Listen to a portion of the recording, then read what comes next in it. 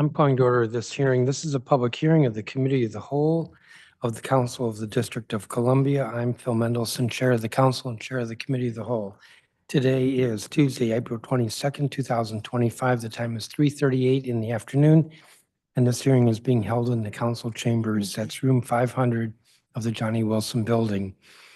The subject of this hearing is PR 26-81, entitled the Zoning Commission Robert Miller Confirmation Resolution of 2025. This resolution was introduced at the request of the mayor on February 20th of this year. And the stated purpose of this resolution is to confirm the mayor's nomination to reappoint Robert Miller to the Zoning Commission for a term to end February 3rd, 2029. The Zoning Commission is charged with preparing, adopting, and subsequently amending the zoning regulations and zoning map not inconsistent with the comprehensive plan for the national capital. The Zoning Commission also considers a variety of zoning cases, such as planned unit developments, campus plans, and may consider sua sponte Board of Zoning Adjustment cases. The purpose of this hearing is to receive testimony from government and public witnesses as to the fitness of this nominee for reappointment to the commission. The record in this matter will be open for 2 weeks. That is, it will close actually less than 2 weeks. The record will close at 5 p.m. on Monday, May 5th, 2025. And the reason for that is that unless there's something unforeseen that I am unaware of, I will present this to the Committee of the Whole for markup on Tuesday, May 6th. We have 3 witnesses before I recognize the nominee. And so I don't know who's here virtually as opposed to in person, but Cheryl Court, Policy Director, Coalition for Smarter Growth, Davis Avitabil, who's Director at Goulston and Stores. I said Davis, it should be David, and Lakeisha Spencer. So is everyone?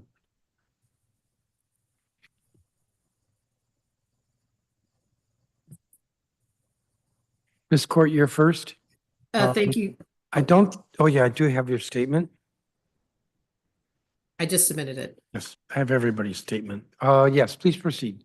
Okay, thank you, Chairman, members of the committee. My name is Cheryl Court. I'm with the Coalition for Smarter Growth. Please accept this testimony on behalf of our nonprofit organization, which is working to create walkable, bikeable, inclusive, transit-oriented communities as the most sustainable and equitable way for the DC region to grow and provide opportunities for all. We wish to express our support for Robert Miller in his reappointment to the Zoning Commission. We recognize that he has served diligently for quite a few years now, and acknowledge that he's been a very thoughtful commissioner. And I have known and worked with Mr. Miller for many years and have appreciated his long commitment to public service and his extensive knowledge of comprehensive plans and land use matters. And I appreciate his demonstrated concern and attention to the question of how to provide an opportunity for robust public input into land use decisions, and appreciate that he has always engaged in and interested in pursuing the city's goals for achieving racial and economic equity. And he's always seeking out opportunities to create more affordable housing as part of the decision-making process. So in sum, we appreciate the work of Mr. Miller and think that he is more than qualified and will be an excellent continued commissioner on the Zoning Commission. Thank you. Thank you, Ms. Court. And Mr. Avitabil, sorry, I'm struggling there. That's not good on my part. No problem at all. Thank you, Chairman Mendelson and members of the council. My name is David Avitable, and I'm a director at Goulston and Stores, land use firm here in the District of Columbia. Pleased to testify this afternoon in support of Rob Miller at being reappointed to the Zoning Commission on behalf of myself and on behalf of the firm. Mr. Miller's long history of service to the citizens of the district including over a decade on the Zoning Commission, has shaped the urban fabric of the district, and we will continue to benefit from his thoughtful guidance in this very important position. For over a decade, Mr. Miller has steadfastly served the district through an even-handed and thoughtful evaluation of zoning and planning issues before the Zoning Commission. Mr. Miller has consistently championed issues of critical importance from the dais, none more so than the delivery of affordable housing. His exemplary service at the Commission builds on prior roles, including as counsel to this body and on the National Capital Planning Commission, and it gives Mr. Miller unique insight into the intersection of the Zoning Commission's role relative to the Council's authority and federal purview. And finally, by virtue of his long record of service, he's been on the Commission since the adoption, during the adoption of the 2016 regulations that they now apply, and his familiarity with the extensive deliberative process that led to the adoption of those regulations has been invaluable in resolving interpretive issues regarding the text and intent of the regulations. Mr. Miller contributes to all aspects of the Commission's work, but I did want to highlight three particular areas in which he's led the Commission.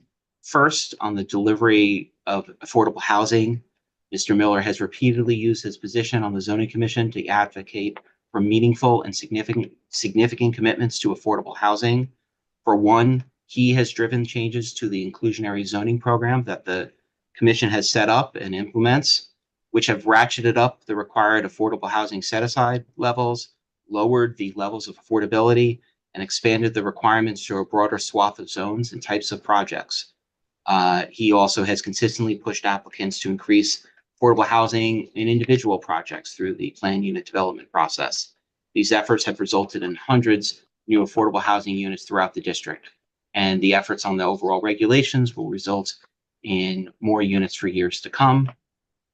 Second, Mr. Miller is particularly attentive to the important role the comprehensive plan plays in guiding and shaping land use development, and he regularly and thoroughly goes through the Commission's decision to make sure they're supported and guided by the comprehensive plan and small area plans. And then finally, Mr. Miller is always a steady view in being sure the Commission balances competing interests.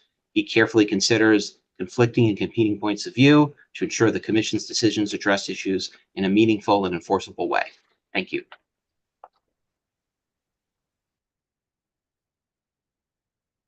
Thank you. And Lakeisha Spencer, I believe, is not here. We're double checking.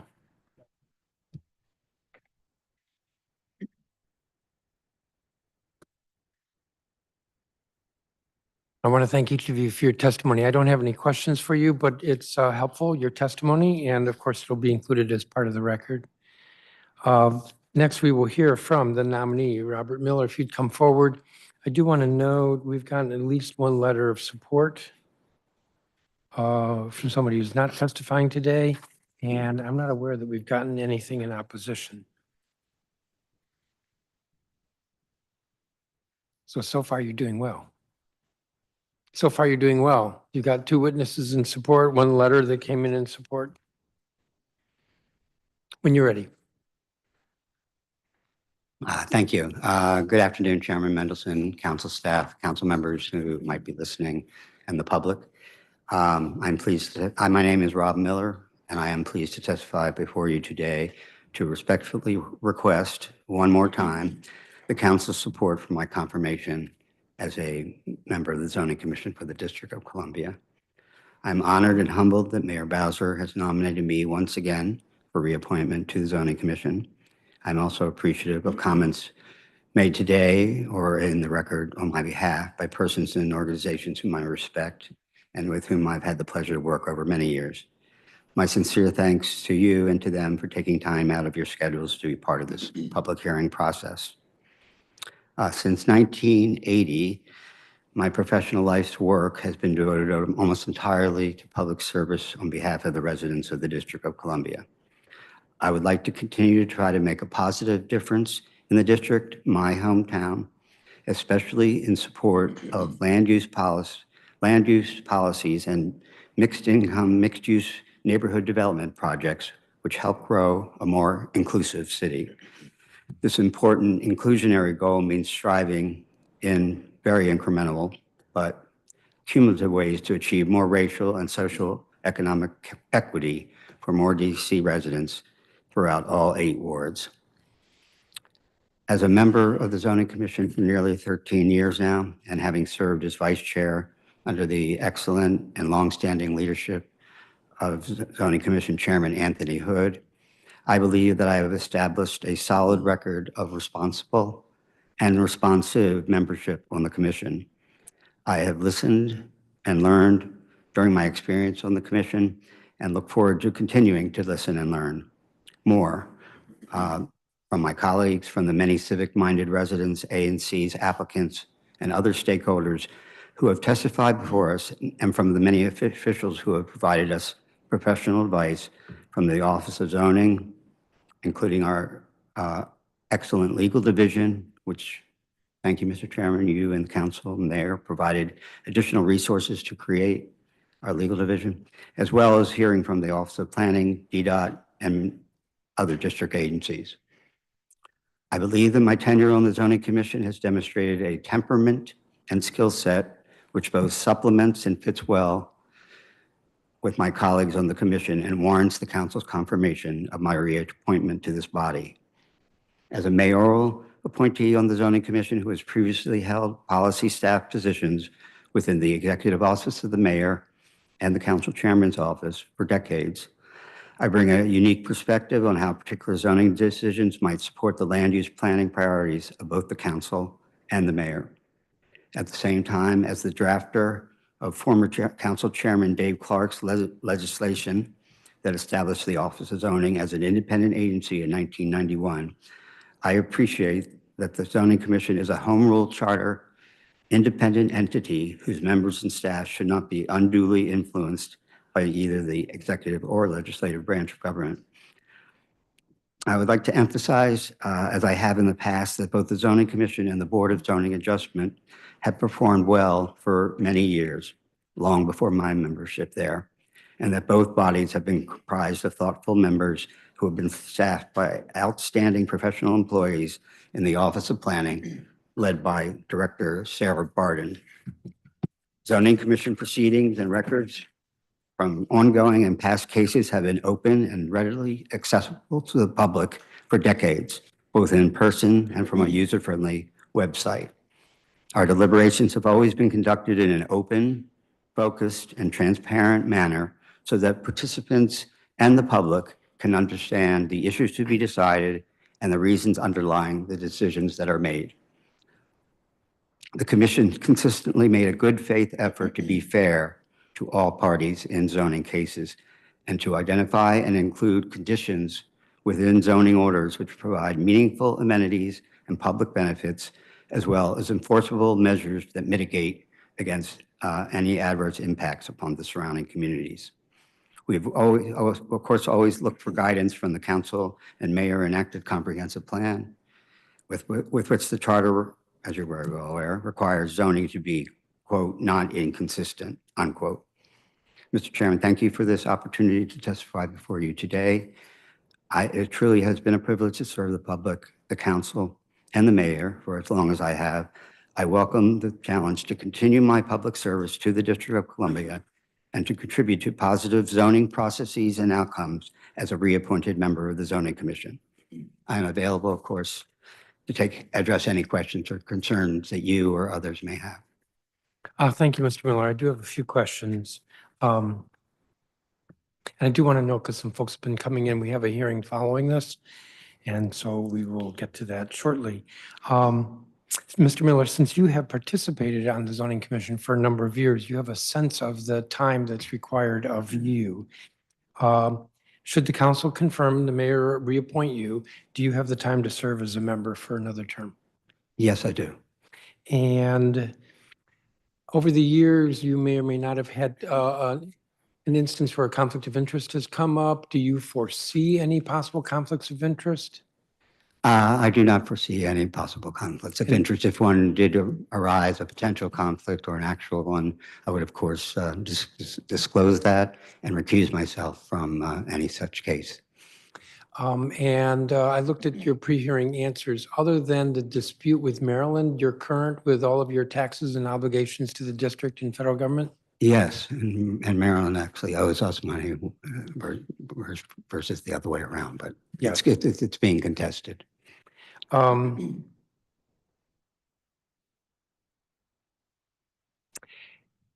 How often does the zoning commission take a case sua sponte from the BZA? It's pretty rare. I'm trying to think if there was one during my 12 and a half years there now. There might have been one. No, I really don't recall Okay. whether there has been, but it's a rare I just occurrence. thought I would ask because it is part of the power of the zoning commission. Right, and the BZA members give us great weight when we're there, when the rotating zoning Yeah. commission member is there. They're aware of that authority. Not that they're 5 members, they each have their own opinions, but they're aware of that. Let me ask you a different question. I've been surprised, there's been some increasing but low-level criticism of inclusionary zoning. How do you think that program's working? Um, To the I extent that- saw the auditor's Yeah. report. I think it might have been a year ago now or so, or maybe 6 months ago, which was very disappointing to see. It looked like most of the issues that the auditor raised were enforcement and tracking and making avail. It looked like most of the concerns were whether the income levels were being maintained, whether by people who may have gotten inclusionary units, or even just getting out the information to the many people who want. So more of a fault with the implementation to the agency rather than inherent in the statute. Yes. A different issue. What has the zoning commission done since your last appointment to improve relations with members of the community? And how did you work to make any changes?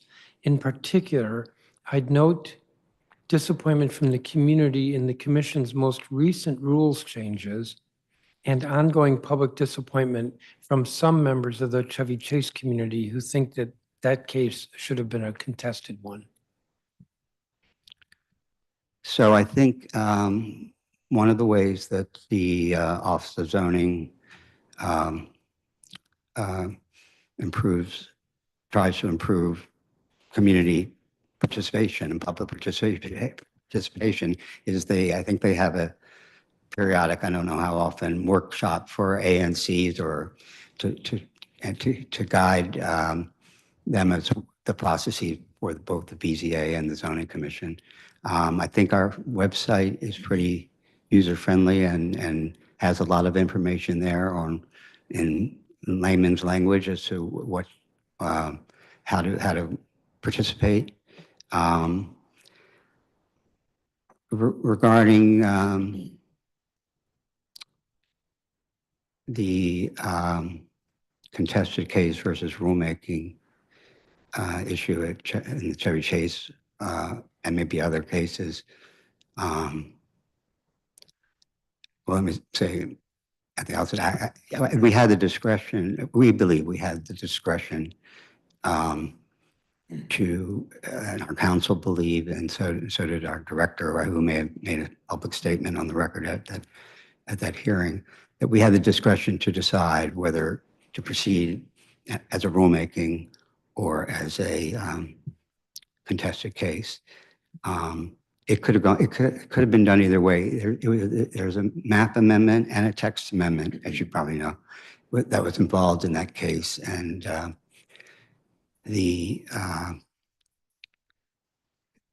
I actually, at the first hearing, argued in favor of just doing it all as a contested case, and there was no interest in my fellow commission members in going that route.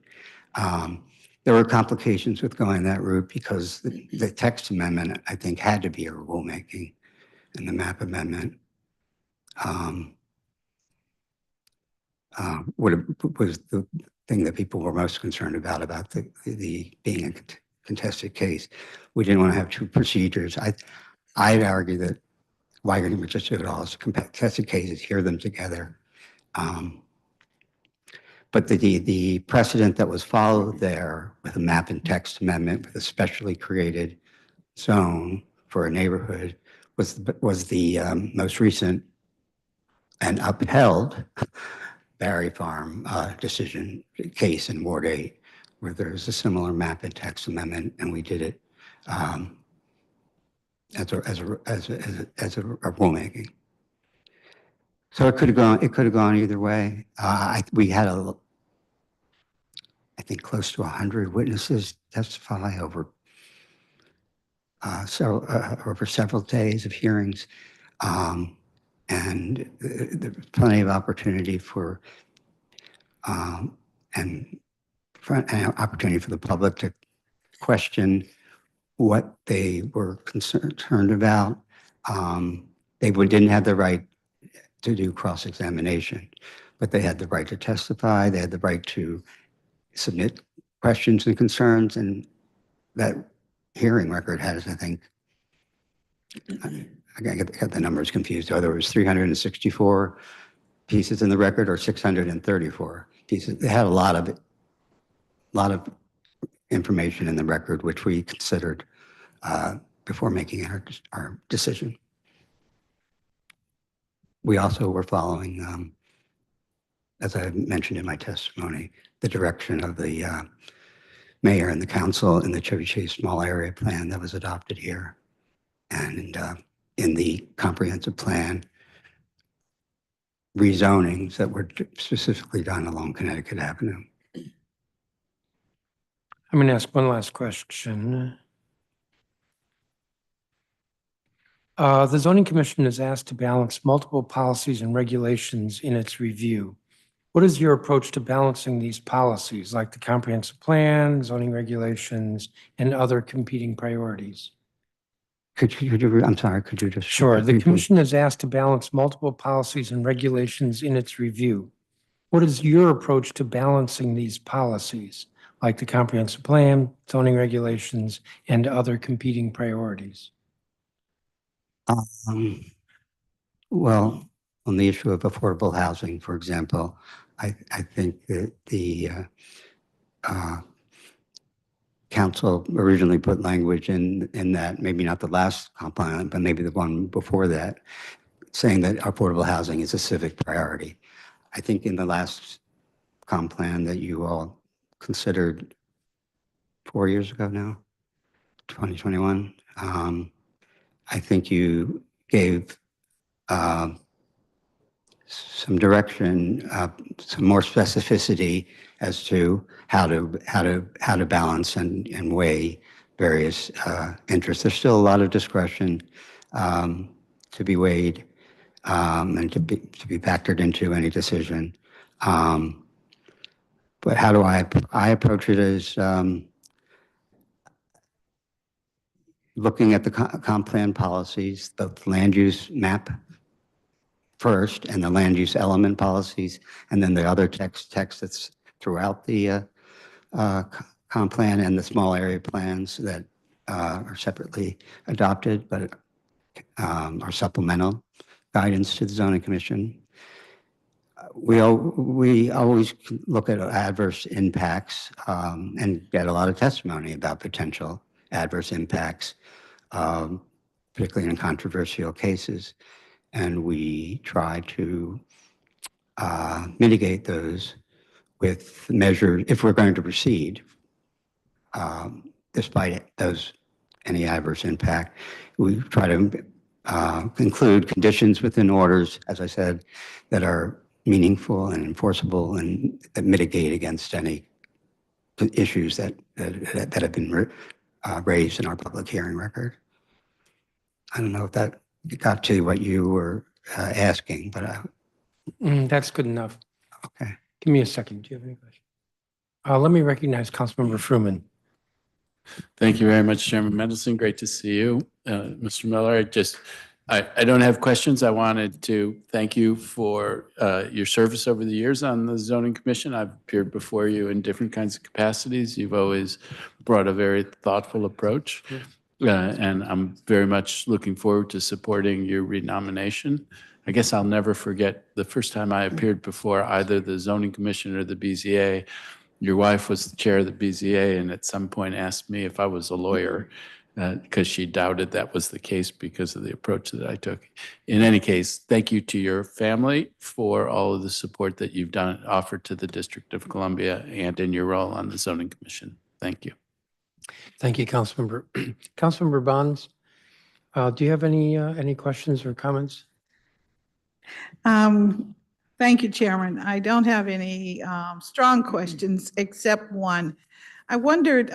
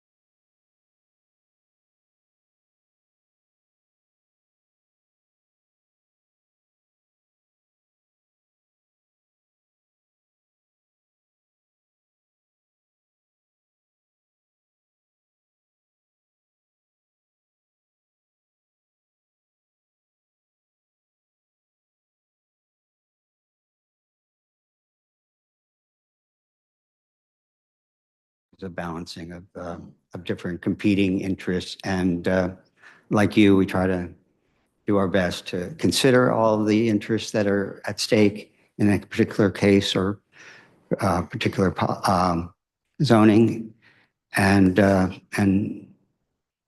proceed accordingly. We give great weight to the advisory neighborhood conditions as we're required to do by law. And we give great weight to the Office of Planning's recommendations to us, which we're required by law to give great weight to. But everybody who testifies, we carefully consider their concerns, and to the extent they seem, to the extent there are potential adverse impacts, as I said in one of the answers to Chairman Mendelson, we try to do mitigations that will mitigate against any potential adverse impacts and include conditions which address concerns, whether it's a transportation demand policy, demand management plan that a developer has to develop with CDOT, and we make it a condition of the PUD order, or limiting in a lot of BZA cases, limiting hours of operation of certain kinds of things that people are concerned about. It's a tough job to balance all those interests. Yes, yes, it is. And that is one of the, I guess, concerns people have expressed. Why is it so complicated to get something done in land use in the District of Columbia? Why do we have so many overlays? When we talk about the comprehensive plan, do we need something that is a 3-year or a 5-year, and then we modify it every 5 years? Or would that be a solution? And would that cut down on the confusion that we hear in some neighborhoods? I think it's already built into the process. The mayor is required to submit a comp plan amendments or a whole overhauled 20-year plan, which the current 2021, when you considered the comp plan, it was still amendments to the I can't now remember the date, the 2006 overhauled comprehensive plan, which tried to make the plan more user-friendly, having pictures for the first time, maps right interspersed with the text for different neighborhoods, examples of what could be allowed, might be allowed as an illustration.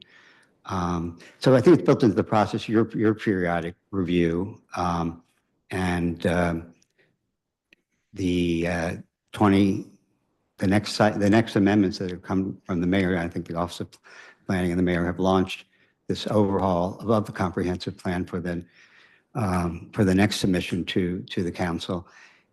They're doing a lot of community engagement right now, and I think for the next 6 months, and that's all part of the educational process too of the public of what the comprehensive plan is and how citizens can make a difference in what happens in their neighborhood by advocating for such policies to be in the comp plan, and as much specificity as possible. There's always a balance also between specificity and flexibility to allow something to proceed.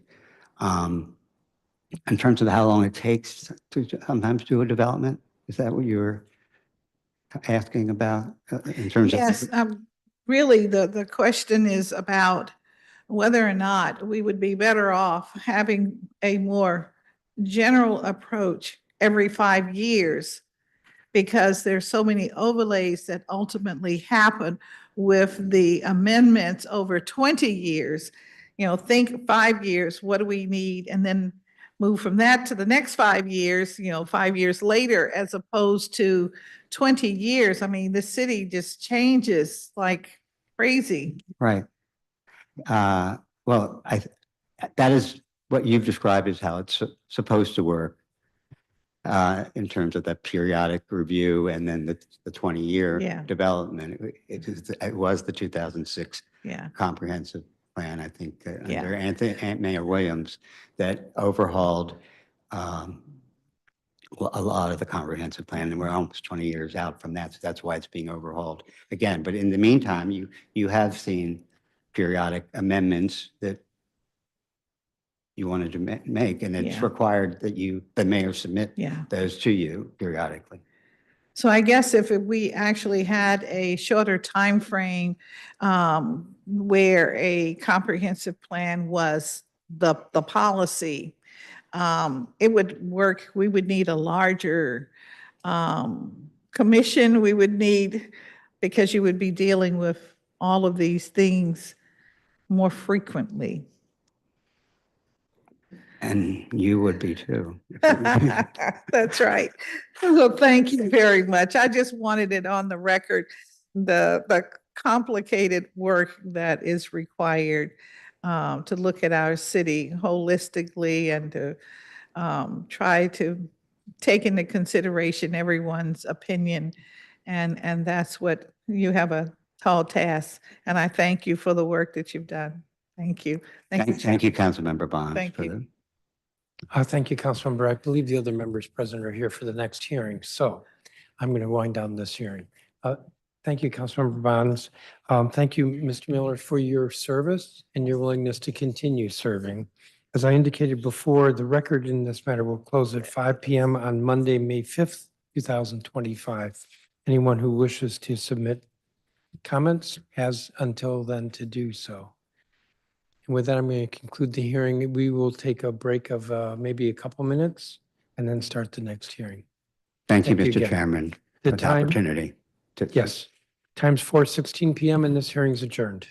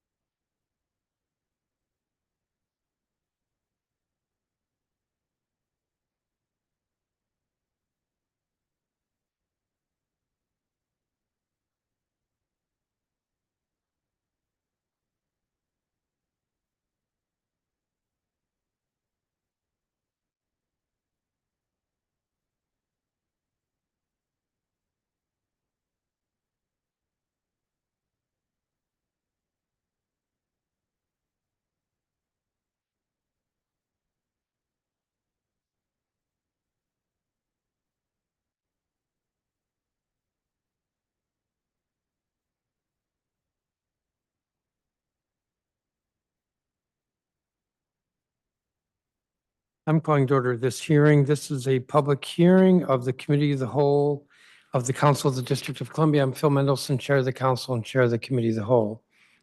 Today is Tuesday, April 22nd, 2025. The time is 4:21 in the afternoon, and this hearing is being held in the council chambers, that is room 500 of the Johnny Wilson Building. This hearing is being recorded and it will be available, if it's not streaming live, it will be available on the council's website, www.dccouncil.gov. And it may also be on council cable television channel 13. Today's public hearing is on Bill 26-208 entitled the Open Meetings Clarification Amendment Act of 2025, which was introduced on March 27th of this year by all 12 members of the council. Stated simplistically, the purpose of this legislation is to restore the ability of legislators to have private conversations. In actuality, the bill is a bit more complicated. It revises the definition of meeting to permit public bodies to conduct field trips and hold retreats without having to permit attendance by members of the public or press. It also permits council members to gather, regardless of the number, for conversation, provided no votes, no official action is taken. The bill exempts from the Open Meetings Act the Criminal Justice Coordinating Council. It both clarifies and simplifies the ability for a public body to be briefed privately about potential terrorist or public health threats, and it permits a public body to close a meeting to be briefed privately about confidential negotiation. It exempts from the open meetings requirement any meeting between members of the council and the mayor, provided no official action is decided at the meeting. It also makes permanent two provisions dating from the pandemic era regarding virtual meetings. Finally, the bill makes what I believe are minor adjustments to the requirements around notice of meetings, meeting procedures, and the council's enforcement authority. The current law stymies collaboration and candid conversation. Bill 26-208 would improve not only the ability of the council to operate, but it would affect all public bodies within the government. An emergency version of the bill was adopted on April 2nd, but some of its effect was limited to the council. As I noted when I moved the emergency legislation, the effect of the 2011 Open Meetings Act was to expand the definition of meeting to include conversations whenever a majority of the public body is present. Think about what this means. From a practical standpoint, these conversations cannot be spontaneous unless it's truly and actually an emergency, because 2 business days public notice must be given, nor will they be complete, because what could or should have been a frank and fruitful conversation is either avoided or becomes too performative to be productive. Here is but one example. The monthly mayor council breakfasts used to be private and candid. Difficult issues were discussed. Criticisms were leveled. Some behavior was even over the top as a way to ensure everyone's viewpoints were heard. All this changed when the Open Meetings Act became law. Rather than government becoming more transparent, the politician's answer was to cease meeting. Now these mayor council breakfasts are quarterly, if at all, and when they do occur, the difficult issues are avoided. They're performative at best. The inability to have candid, private conversation hampers the ability of the 2 branches to collaborate. As chairman, I may want to gather council members to discuss how to deal with congressional interference in our laws, or how to deal with the mayor's failure to submit a budget on time, or what to do about a former member returning to the body. Rather than give 2 days' notice and invite the press, I'll simply forego this consensus-building tool. This is a critical point. Rather than discuss sensitive matters in a fishbowl, legislators will avoid the discussion altogether. This has been confirmed over and over in conversations, I'll note private conversations I've had with state legislative leaders and city council presidents from across the country. In the name of transparency, there's nothing to be transparent about while the process of government is impeded. I expect that today there will be testimony because over the last several weeks I have heard this argued that this bill does not need to be adopted because the council already has the authority to close its meetings where no action is taken. Not only does this argument overlook the examples I just gave, but it overlooks another problem, that the current law, unamended, does not clearly and unquestionably support the argument. The council is constantly questioned, and responding to these complaints is both time-consuming and potentially expensive. Last year, you will recall, the mayor secretly negotiated a deal with Monumental Sports to reverse their decision to move to Virginia. Confidentiality was imperative, as it often is in business negotiation. And besides, Monumental was going to stay committed to the move until a new deal was finalized with the district. But there came a time when the deal was almost finalized, and I thought council members had to be briefed. I called a gathering in my office, and while I thought this did not violate the Open Meetings Act, and ultimately the Office of Open Government agreed, I was challenged. A complaint was filed with the Office of Open Government. My office, plus the general counsel's office, spent time marshaling documents and arguments. The Office of Open Government spent 10 months dealing with this. Finally, a 9-page exonerating decision was issued. But a lot of time and effort had been expended because the current law encourages challenges. According to the Open Meetings Act, the public policy is that all persons are entitled to full and complete information regarding the affairs of government. And therefore, the act is to be construed broadly so as to maximize public access to meetings. Exceptions are to be construed narrowly and shall permit closure of meetings only as authorized in the act. Thus, it is not so simple, as some will testify today, that Bill 26-208 is unnecessary. Unnecessary because the council already has the authority to have conversations outside of the public eye. We will be challenged, and we have been over and over, and it is better to save the expense and settle the challenges with this bill, Bill 26-208. As I said at the beginning, the purpose of this legislation is to restore the ability of legislators to have private conversations while, and this is important, preserving the fundamental policy that, 1, official decisions should occur in public, and 2, there must be public notice of the meeting where the official decisions are made. Testimony today is limited to 4 minutes per witness. Statements and comments may also be submitted by anybody over the next 2 weeks. The record will close at 5 p.m. on Tuesday, May 6th, 2025. In advance, I want to thank everyone who is testifying today. Now, we've been joined by a number of members, and I'm not sure I got them in the correct order of their arrival.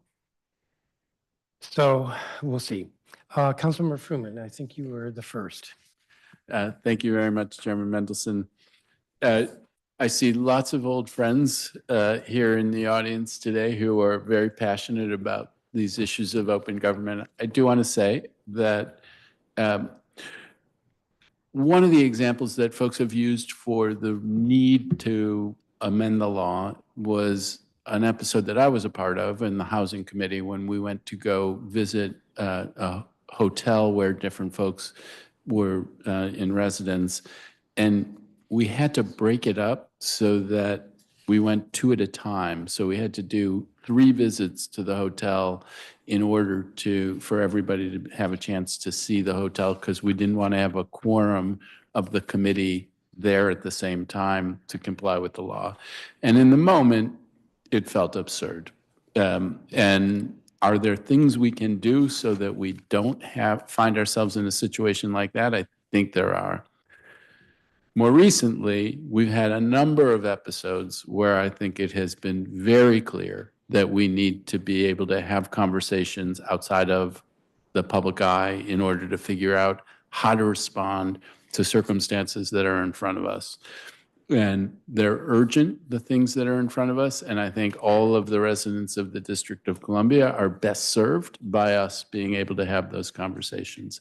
Now, this came forward partly in response to those kinds of situations, and now here we are with legislation and an opportunity to have a hearing about how we're going to approach this. I hope folks will not be in a posture of thinking there can be no change here, because I think there needs to be change here. I'm hoping to hear from folks with suggestions of how we can make this work, where folks who are deeply concerned about open government, and all of us up here are deeply concerned about open government, recognize the challenges that we face operating under the existing law so that we can come up with something that works and allows us to fully serve the residents of the District of Columbia in this very tricky period that we're operating in now. So I look forward to the testimony, and I hope for patience and some grace from folks out there to help us get to where we need to get. Thank you very much. Thank you, Councilmember. Councilmember Bonds? Thank you, Chairman, and thanks to our many witnesses that I'm expecting to hear from today. I am here to hear from you directly, to look you in the eye as we talk about this important opportunity for our government. Since I've been on the council since 2013, it just seems so odd that we, as members of an elected body, cannot for a moment have conversations of substance about policies unless we have somehow pre-notified the world that we're going to have the conversation. And I find that very difficult. You may recall that years ago, I was an advisory neighborhood commissioner. Prior to that, worked with civic association, tenants association. And I'm saying that in all those opportunities that I've been given, I had an opportunity to have conversations with the leadership, those elected folk, to think about what we might do and to do it in such a way that we did not take a vote, but we had the opportunity to discuss it and to feel free that we could do that. And I see that as a big opportunity for the council to have the opportunity to chat. If 3 or more of the committee get together, we're kind of like at a quorum, and that's almost a no-no. That's the perception that we have. And I think that the world is moving too fast for us not to have the opportunity to talk and to be relegated to talking only when we have the administrative breakfast, because that's when we do get together. And of course, that's the only opportunity. And you hear some of the conversations. It's very clear that we are not on top of our game all the time. And I just think that as an elected official, we're here to be on top of our game, but we can't be on top of our game if we do not have the opportunity to share opinions and thoughts and to reconsider maybe an opinion that we have with each other before we get to the table where we must vote. So that's why I'm here. I'm very interested in hearing from you, the experts on this subject matter. And many of my friends from back in the day, they have an opinion too. So I really want to hear from you today. So thank you, Chairman, for giving me the opportunity. Thank you, Councilmember. Councilmember Allen? Thank you very much, Mr. Chairman. I appreciate you holding today's hearing. It's a bit of an extension from the debate we started a few weeks back on the emergency version of the bill that was before us. And I want to make clear that and I think all of us, recognize that we need some changes to our Open Meetings Act. We have had clear and pressing needs at times to have discussions about a variety of sensitive, pending, or ongoing issues that we simply cannot have in a public setting. In my view, there are some circumstances in which the Open Meetings Act prevents us from gathering and meeting quickly to discuss sensitive issues. Obviously, I want a government that's efficient and nimble, and the Open Meetings Act needs some revisions and changes. So I'm generally supportive of making some tweaks to our open meetings laws. However, I still believe the language goes too far by completely removing the council from being subject to the Open Meetings Act, with the exception of the legislative meetings and committee markups where votes are taken. It would also allow every agency, board, and commission across all of DC government to have more exemptions to the Open Meetings Law and close an otherwise open meeting. I want to be sure the public understands what's before us. Rather than address the discrete and legitimate issues we're trying to solve for with narrow and tailored revisions, the bill essentially exempts the council from the entire Open Meetings Law altogether. I think that's just too broad. With the language as it is today, it would make our legislative breakfasts or even our public hearings on legislation roundtables presumed closed to the public, or could be closed with no reasons required. We discussed this at length at the council's last legislative meeting, and do I think that you, Mr. Chairman, or any of my fellow colleagues are going to stop noticing hearings or bar the public from watching or attending them? Of course I don't. But the law shouldn't leave open questions or room for doubt that a future member of this body could seize on and exploit. I've been a longtime advocate for our good government and sunshine laws and the accountability and public trust that they foster. And I'm still of the view that what we should be looking at is a narrow fix to the bill, the problems that we're trying to solve, which is our open meetings law should not be a barrier to our ability to conduct unannounced agency site visits for oversight purposes, or to organize a retreat to discuss issues that are top of mind to the council, or to strategize among ourselves and other branches of the government on a federal response, or to receive confidential briefings on the status of important economic development projects or legal negotiations that are impacting the district government. I offered an amendment at the council's last legislative meeting that would have done all of that, allow us to be flexible. There was also debate last time that this approach to completely exempt the council from the Open Meetings Act would be better for the council because we don't know what can come at us in the future, and it would conceivably capture what we can't currently foresee. That might have been a convincing argument to move something on an emergency basis, but now that we have the permanent before us, I truly think we've got to take the time to think about what can come at us and explicitly spell out what sorts of situations should be closed to the public. I think that we can strike the right balance by being more specific about which types of meetings or gatherings we want closed to the public, rather than being overbroad and excluding meetings that we currently invite public attendance and participation. Again, I appreciate, Mr. Chairman, you holding today's hearing. I look forward to working with you and your team and our colleagues to try to help find what the permanent bill is going to look like, and I look forward to hearing the discussion this afternoon. Thank you. Thank you, Councilmember Allen. Councilmember Parker. Thank you, Mr. Chairman. I would say at the outset that my value for open government and transparency has not changed. I would like to believe that the council's value for open government and transparency has not changed.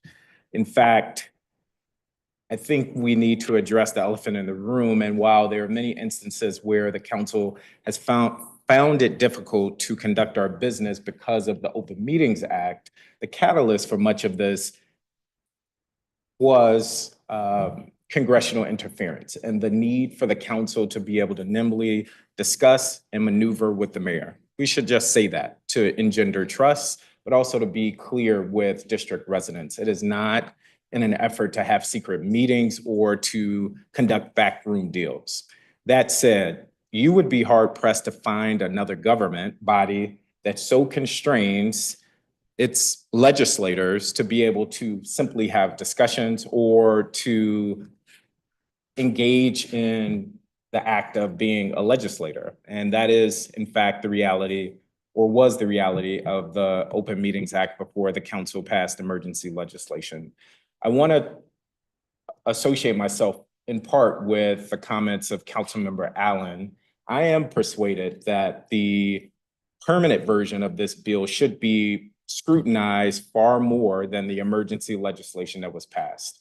I think on an emergency basis, we passed that so that the council could get on with the business, especially as we are endeavoring to move forward with the budget. I have heard two proposals to date that I think are persuasive and should be given more time. One actually came from Councilmember Fruman before we took the vote on the emergency bill, which was to log or to keep a log of every time the council enters into private session. That way, although the public may not be able to join those conversations, they would at least know when the council went into private session. I think that is something we should give much more consideration to. The other came from ANC 5F, and it was the recommendation to put time constraints on the council's ability to go into private session. Whatever that time limit is, whether it's a year or a multi-year span, we would have to vote again to open up meetings, or rather to allow the council to go into private session. Those two proposals strike me as reasonable, and I think would go a long way in engendering trust. I would just end by saying,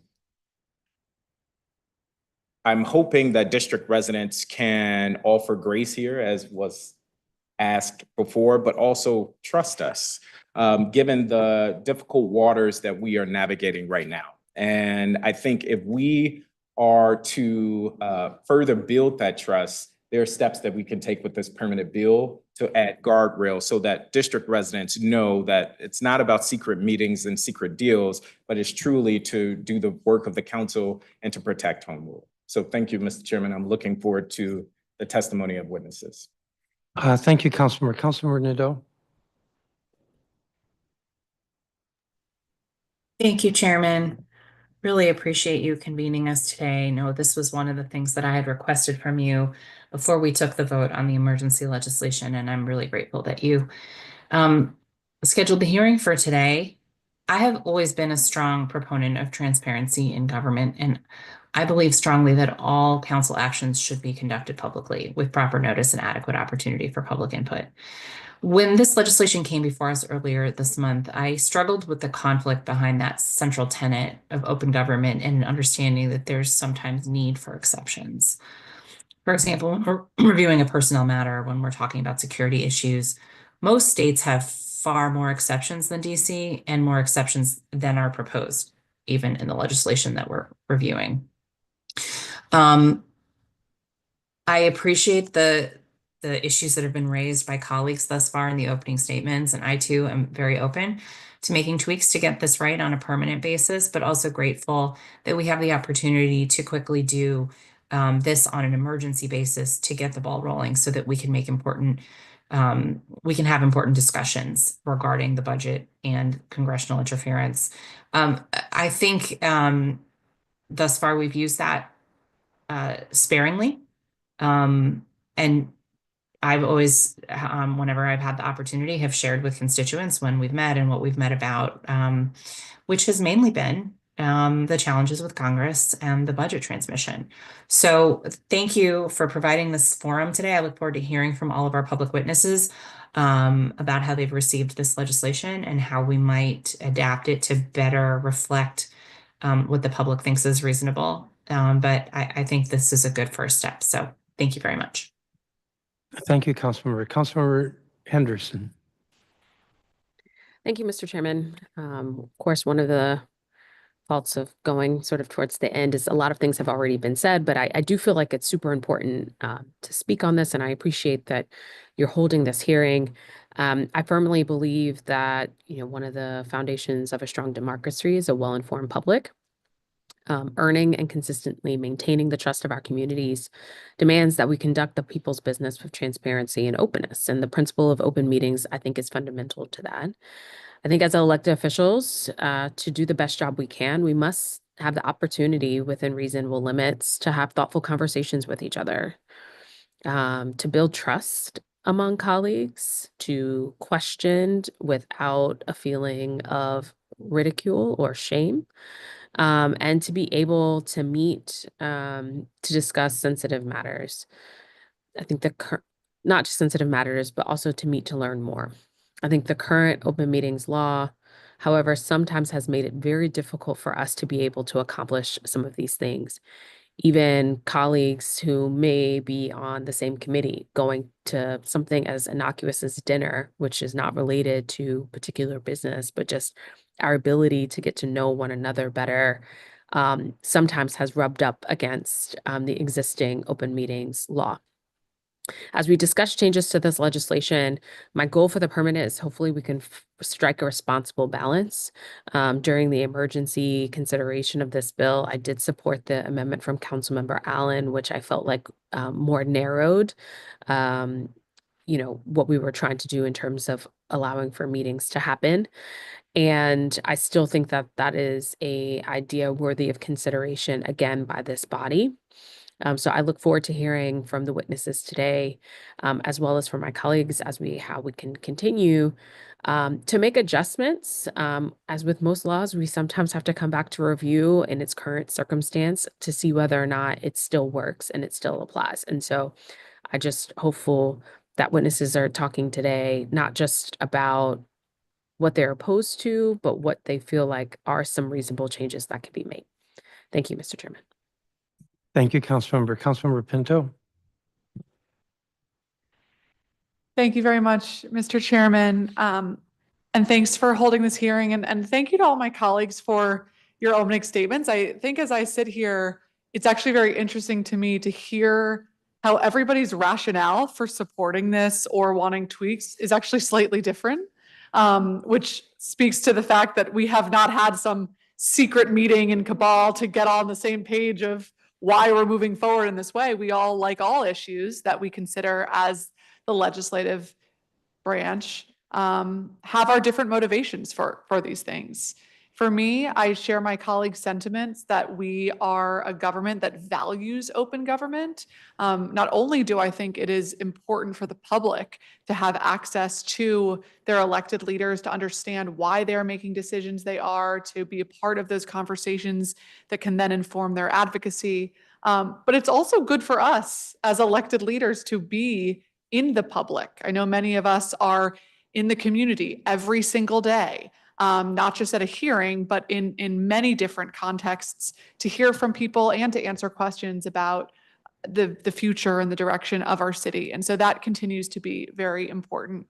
I think, like all my colleagues, I have a slightly different reason perhaps for supporting some of this. Some of this has been mentioned by others, but is really not about avoiding questions or avoiding the public seeing me disagree with a colleague or even with the federal government. To me, this is really practicality. When I was elected, I joined the council in 2020 during the pandemic. And so everything we did was remote. And all of the former council members and people I spoke to kept saying to me, what a shame that you can't walk down the hallway and speak to your colleagues. That's such a missed opportunity that you can't engage with one another because all of our meetings were happening on Zoom or we'd have to call one another. And it was obviously, like all of us in the pandemic, was a different circumstance. But the truth is that when we got back to the building, our ability to meet with one another was still very, very limited. Not to have a hearing on a bill, not to have a structured negotiation, just to walk down the hallway, speak with one another, have a conversation about a discrete issue in the way that I believe the public wants us to do. I think that we have a city filled with residents who wants their legislative body to be able to work together, to be able to recognize we all represent different areas of the city, hear from different constituencies, different stakeholders, and it behooves the public policy environment to have us all communicate with one another very regularly. We do not want to be in a city where the legislative branch doesn't speak to one another. So to me, that's what drives me. I do agree with my colleagues that as we consider the permanent version, there can be room for changes, and want to thank the members of the public and our government witnesses for coming today to help inform that process. Thanks, Mr. Chairman. Thank you, Councilmember Pinto. Councilmember Felder. Good evening, everyone. Thank you, Mr. Chairman, for hosting today's hearing. I'll keep my remarks very brief as I too share the sentiments of some of my council colleagues.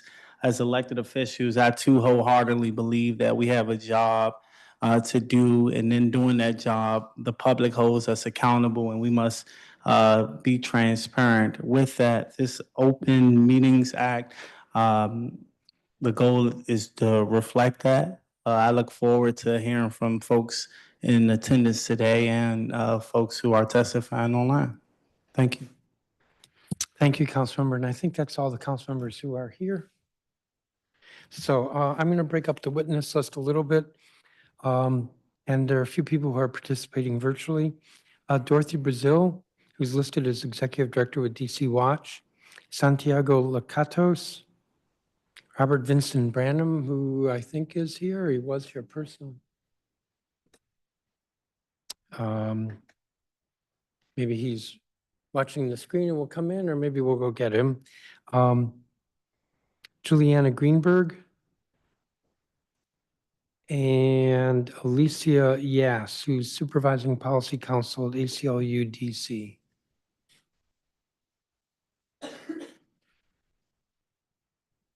So I'm having some technical difficulties at the moment. Mr. Branham, you got called. Why don't you come to the table? I think Dorothy Brazil is here.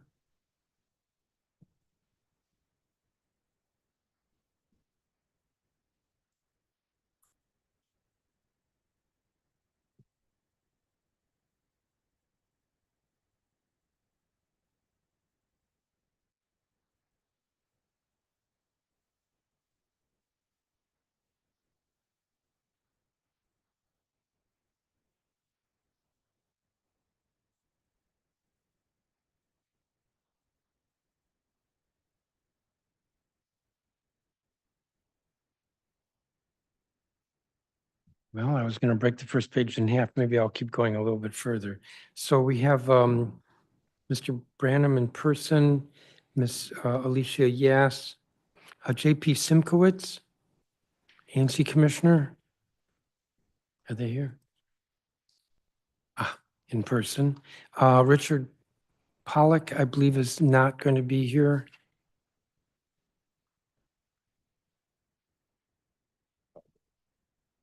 Joshua Tauber, Jack Hermes. Is Jack Hermes here? Got 1, 2, 3, 4. Carla Lewis is online. Okay, I'll break it off there. So again, Dorothy Brazil is not here. Santiago Lacatos is not here. Mr. Branham. Are you trying to escape before you get a chance? Somebody will come down and get it.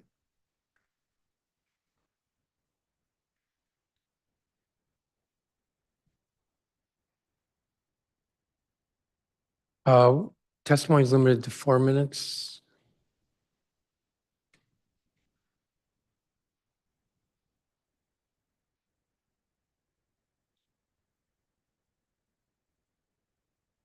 When you're ready.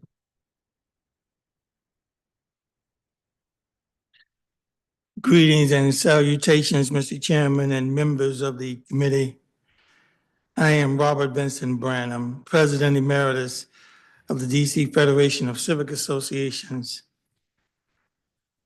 And I'm also, for the record and full disclosure, a member of the board of the DC Open Government Coalition. However, before I go into my testimony, I do want to take a few seconds to say happy birthday to Councilmember Bonds and to express my condolences to you all as council members on the passing of your colleague, former Councilmember John Ray. The Federation was called to order on October 1, 1921, as a unifying community organization. I am proud to say that the Federation will, on October 25th, in 2025 at 11 o'clock at Joint Base Anacostia Bowling, hold its 92nd annual awards celebration and scholarship luncheon.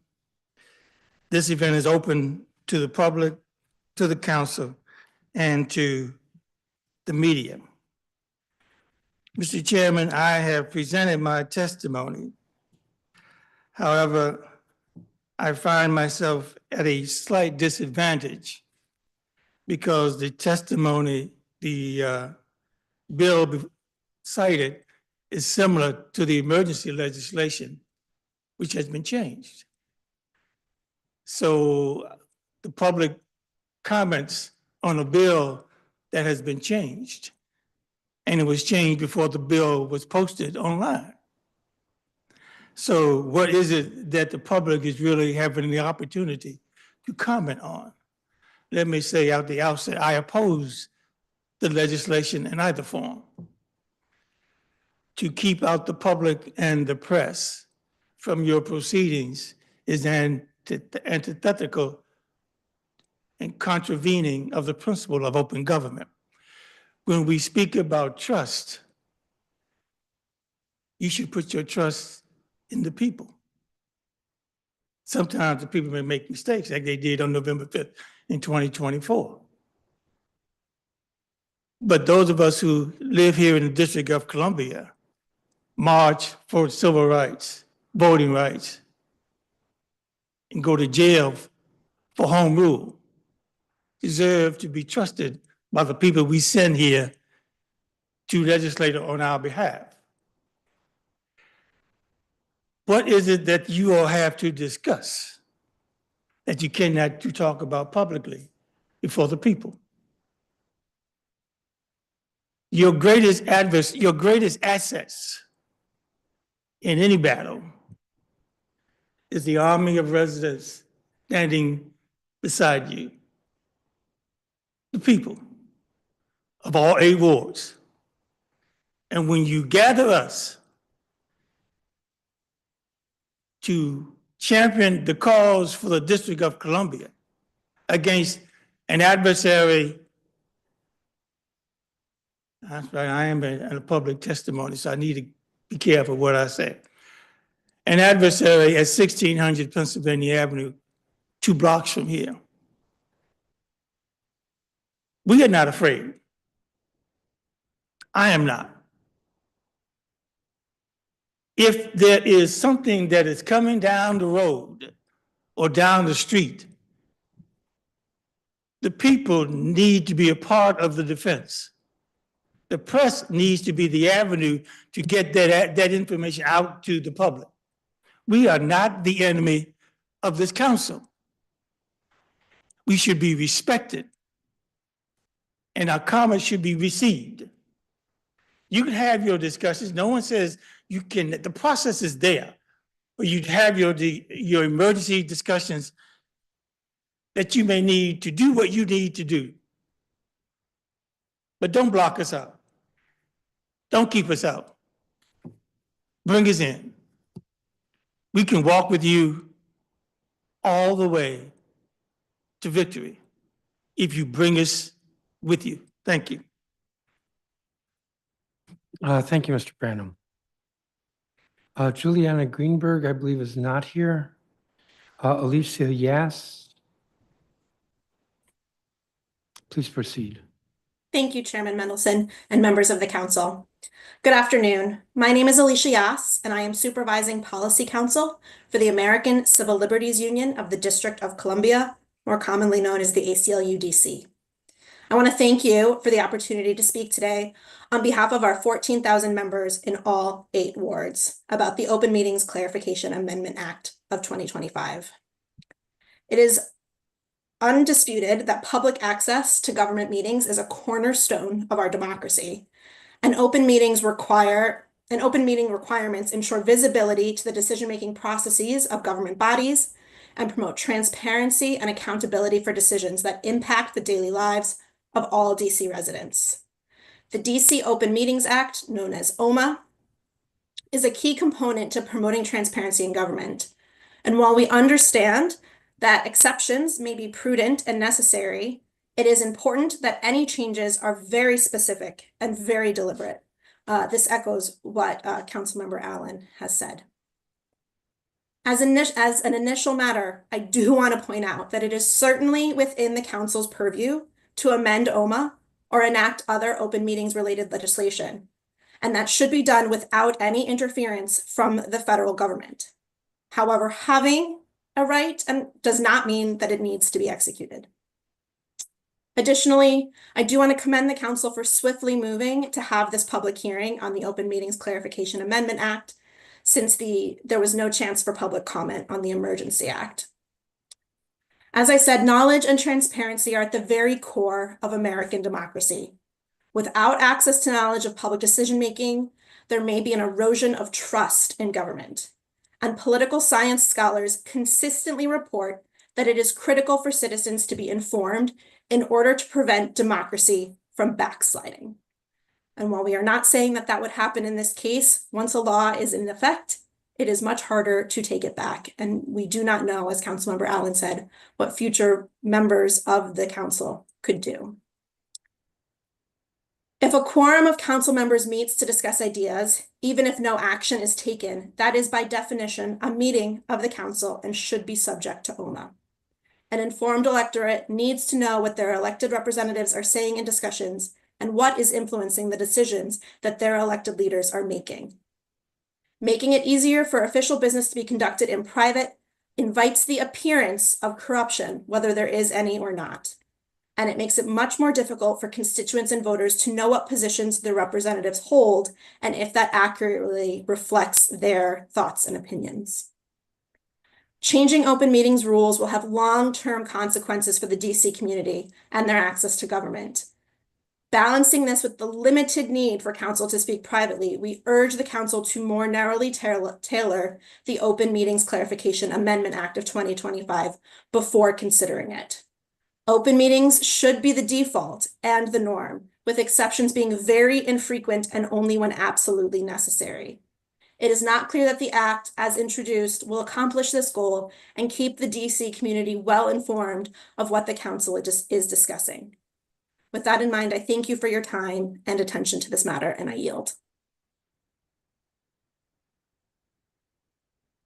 Thank you, Ms. Yes. JP Simkowitz, Commissioner Simkowitz. Your microphone. My name is JP Simkowitz. I'm in my 4th term as Advisory Neighborhood Commissioner for Single Member District 3D07, which is the Foxhall neighborhood west of Georgetown University.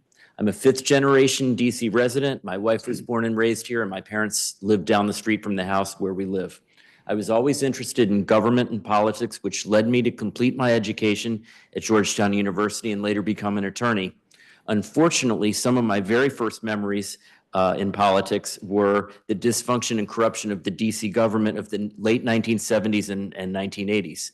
Things did not get much better when I went to Georgetown in the 80s and 90s. People just didn't trust the DC government because of payoffs, backroom dealings, and general corruption. Then Anthony Williams came aboard and started to turn things around. The people then continued electing good leaders such as Mayor Fenty, Mayor Gray, Council Chair Mendelson, Mayor Bowser, and my friend Councilmember Fruman. The DC government was back on top. People trusted us again, and we were secure in the knowledge that the bad days were behind us. We achieved this success in part due to the principles of open government and the enactment of our Open Meetings Act. In the early 2000s, I represented Washington Redskins superfan Peggy Feltman when Prince George's County, Maryland prevented fans from walking to FedEx Field on the public roads and sidewalks that the people paid for on game day. Something wasn't right about that, and Peggy came to me and we agreed to file suit.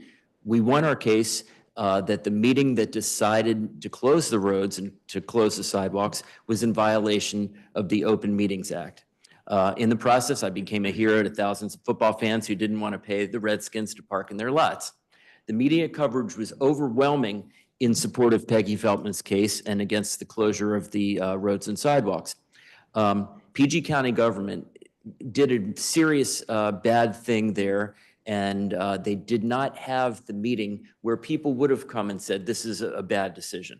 As an elected ANC commissioner, I'm required, along with my colleagues in ANC 3D, to conduct our commission business in public, as the Open Meeting Act requires and should be the case. Our commission decisions, in my opinion, after 4 terms, they're much better if the public has the ability to weigh in and see us deliberate. And in times, we just have disagreements with each other. But in the end, we come out with, I think, good decisions in general. I hope that if the Open Meetings Act is adjusted here, it's done with a limited purpose and only as necessary. Thank you very much. Thank you, Mr. Simkowitz. Richard Pollack, I believe, is not going to be here. Joshua Tauber is online. Hi. Excuse me. Thank you. Good afternoon, council members. My name is Joshua Tauber, and for the last 2 decades, I've worked to create a more open and accountable government, both at the federal level and here in the district. From 2016 to 2019, I served on Mayor Bowser's Open Government Advisory Group, an official DC government body subject to the Open Meetings Act. From late last year to earlier this year, I served on the Open Government Federal Advisory Committee, an official federal body subject to the open meetings requirement of the Federal Advisory Committee Act. I can speak firsthand then to the fact that open meetings requirements are a pain in the ass. I get it. It feels absurd. It feels inefficient. It is difficult. That's right. That's right. The Open Meetings Act is the price we pay for creating an open society. Government bodies like the council must deliberate in the open because the alternative is far worse, and this is not the time to recede. To stand strong against a capricious, authoritarian federal government, you need to lead. We were a leader among states and cities not too long ago. The nation's first open government data initiatives were here in the district. Other states and cities may not have such stringent laws as OMA because we led, not followed. We have got to get back to leading. The Open Meetings Clarification Amendment Act closes far too many doors. The proposed definition of a retreat would warrant renaming this the Closed Meetings Act. The exemption for council meetings with the mayor misses the point that the Open Meetings Act is meant to open deliberations, not just perfunctory actions.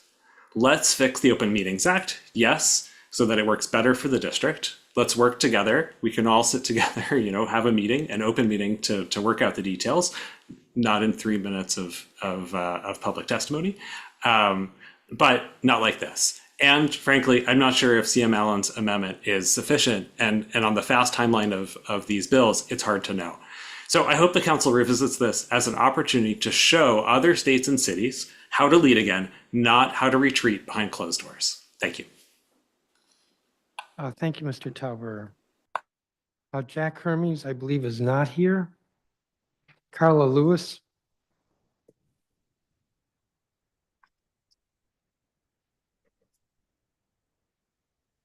Good afternoon, Chairman Mendelson, DC Council members. My special greetings to Council members Parker, McDuffie, Bonds, White, and the other council. There are council members with whom I've had the pleasure of communicating with, both as a commissioner and a resident, and to the other members of the DC Council. Good afternoon. My name is Carla Lewis. I have been a Ward 5 resident for 39 years.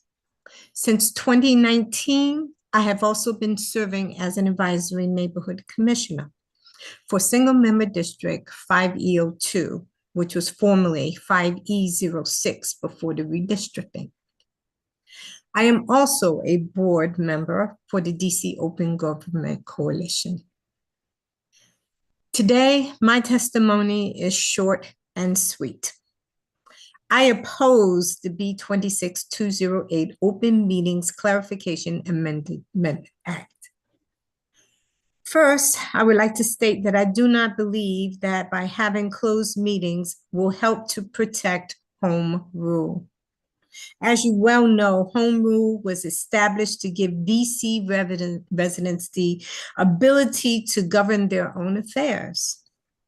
Having closed meetings excludes the 700,000 residents that you say that you're trying to protect. As a DC resident, we want to see and hear about what you're doing.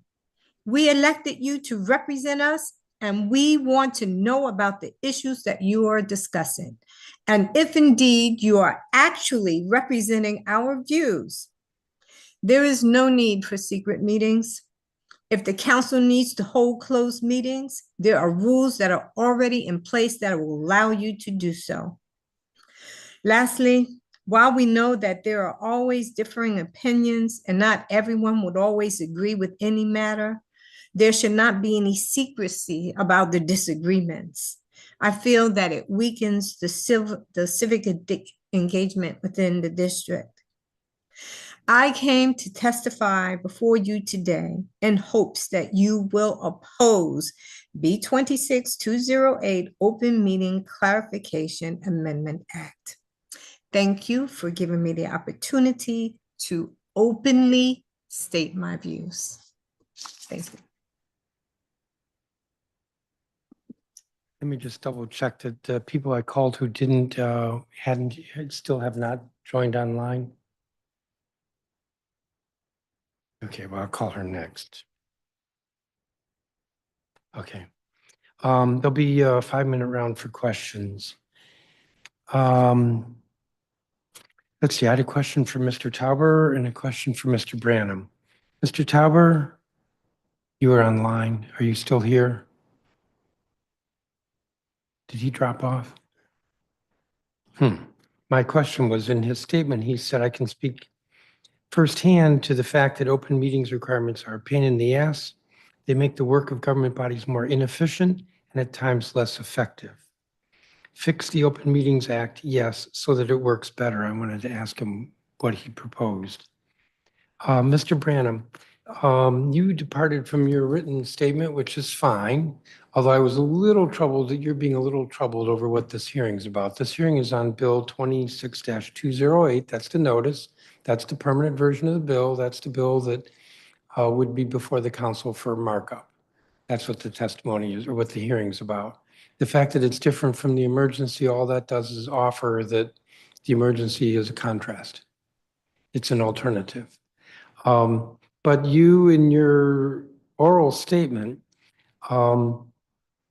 questioned what the purpose of this was. And so I wanted to ask you, did you listen to my opening statement? And if so, then how do you respond? Because I thought I laid out what the purpose was. Mr. Chairman, I was in the hallway when you made your opening statement, but I captured it in the words that were coming across the bottom of the screen. The Open Meetings Act requires, as my council member stated, trust between the government and its people.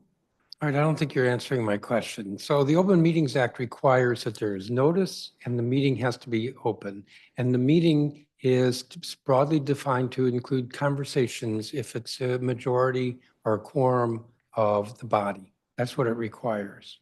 And in my statement, I said, among other things, I said, the effect of the 2011 Open Meetings Act was to expand the definition of meeting to include conversations whenever a majority of the public body is present. Think about what this means. From a practical standpoint, these conversations cannot be spontaneous unless it's truly and actually an emergency, because 2 business days public notice must be given. Nor will they be complete, because what could or should have been a frank and fruitful conversation is either avoided or becomes too performative to be productive. And then I gave the example of the mayor council breakfasts. So what part of that was not helpful to you? The premise of open meetings, as I tried to elaborate earlier, is on the foundation of trust between the people and its leaders. The definition of meetings should be be interpreted broadly, not to constrain access by the public and the media to the operations of its government. The comments earlier about this clarification bill is the same or may not be the same as the emergency, recognizes that the emergency bill is itself constraining to the public's participation. But the emergency is not what is, in theory, before the people. As you said, there's a difference between the emergency bill and what the clarification is. So I'm not sure you answered my question, but and my time is mostly used up. I do want to say this about trust. So we have these typically before a regularly scheduled legislative meeting, we have a breakfast, council members and they're in the room, we talk quite a bit. Those meetings are open to the public. And I think the public sees time after time after time after time that in spite of the discussions there, that we come into the dais and we still disagree. It's not like we all came lockstep to a conclusion. And I would say that in the many, many years that I've been on the council, I have not from that sensed from the public a distrust. I would say that there are ethical instances on the council where there's been distrust from the public, but not with regard to our discussions, whether they're open or private. That's what you're Councilmember- changing. No, I didn't ask you a question. That's what And you're my- changing, My Mr. Chairman. my time is up. Councilmember Fruman.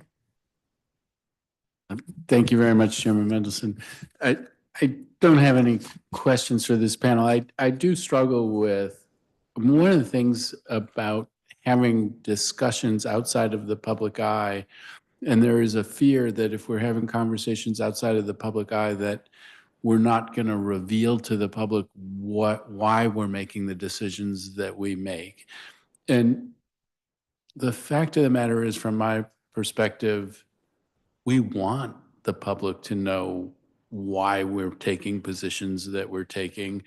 And so it all comes out eventually, and we don't have an interest in hiding it. Our whole job is to be viewed by the public and for folks to have a sense of why we're doing what we're doing.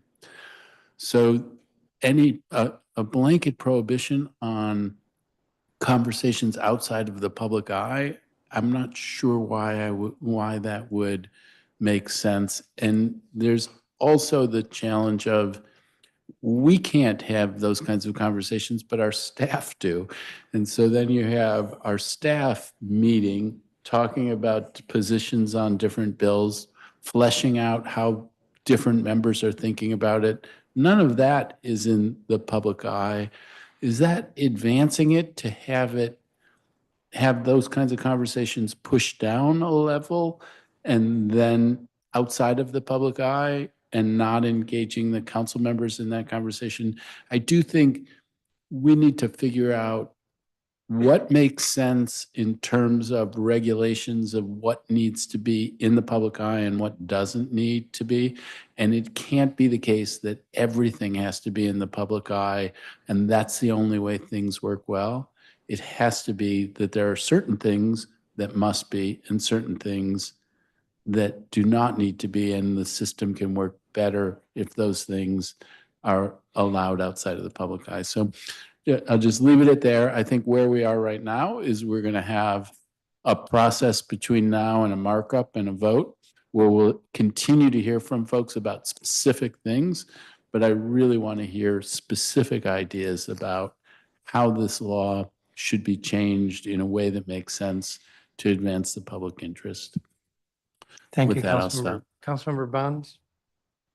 Thank you, Chairman. I really don't have any questions of this group of panelists, but I do sit here wondering what ideas that they have as a solution, given the real situations that we're facing in our contemporary society. But thank you very much. Thank you, Councilmember. Councilmember Parker. Thank you. I will reiterate that my value for open government and transparency hasn't changed. So much so, I introduced legislation, the Transparency and Accountability Amendment Act, which would expand FOIA requirements for the district. So everybody here that is pushing for open government, I hope you will also push for that as well. I did have a couple of questions. I will go to you first, Commissioner Lewis, if you're still online. There you go. And it's Thank great you. to see you.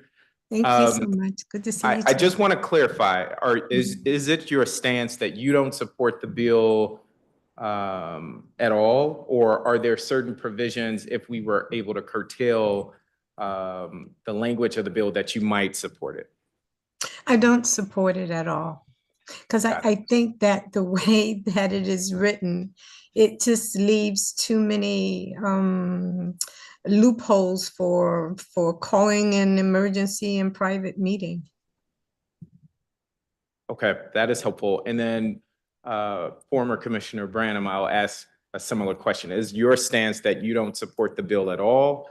Or are there certain provisions that you might be able to get behind? And if so, which are they? Thank you, Councilmember Parker. I oppose the legislation because it's unclear.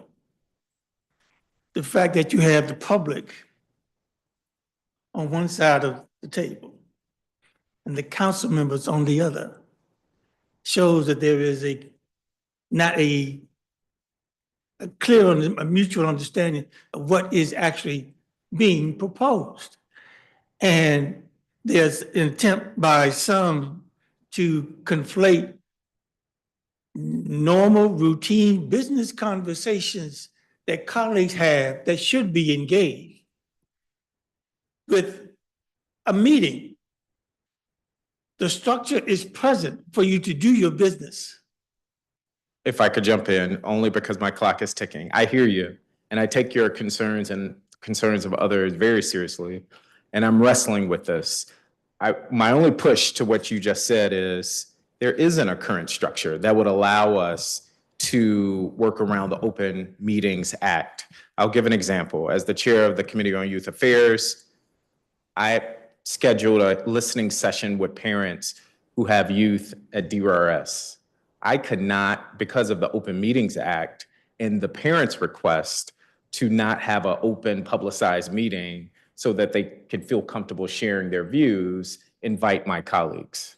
Because to do that would violate the Open Meetings Act. Colleagues that sit on the committee. And so we're wrestling with, do you invite staff members of other colleagues? I'm using that just as an example of some of the constraints that we're running up against that we currently don't have a workaround for. Just to react to that, if you are holding a meeting with constituents, yes,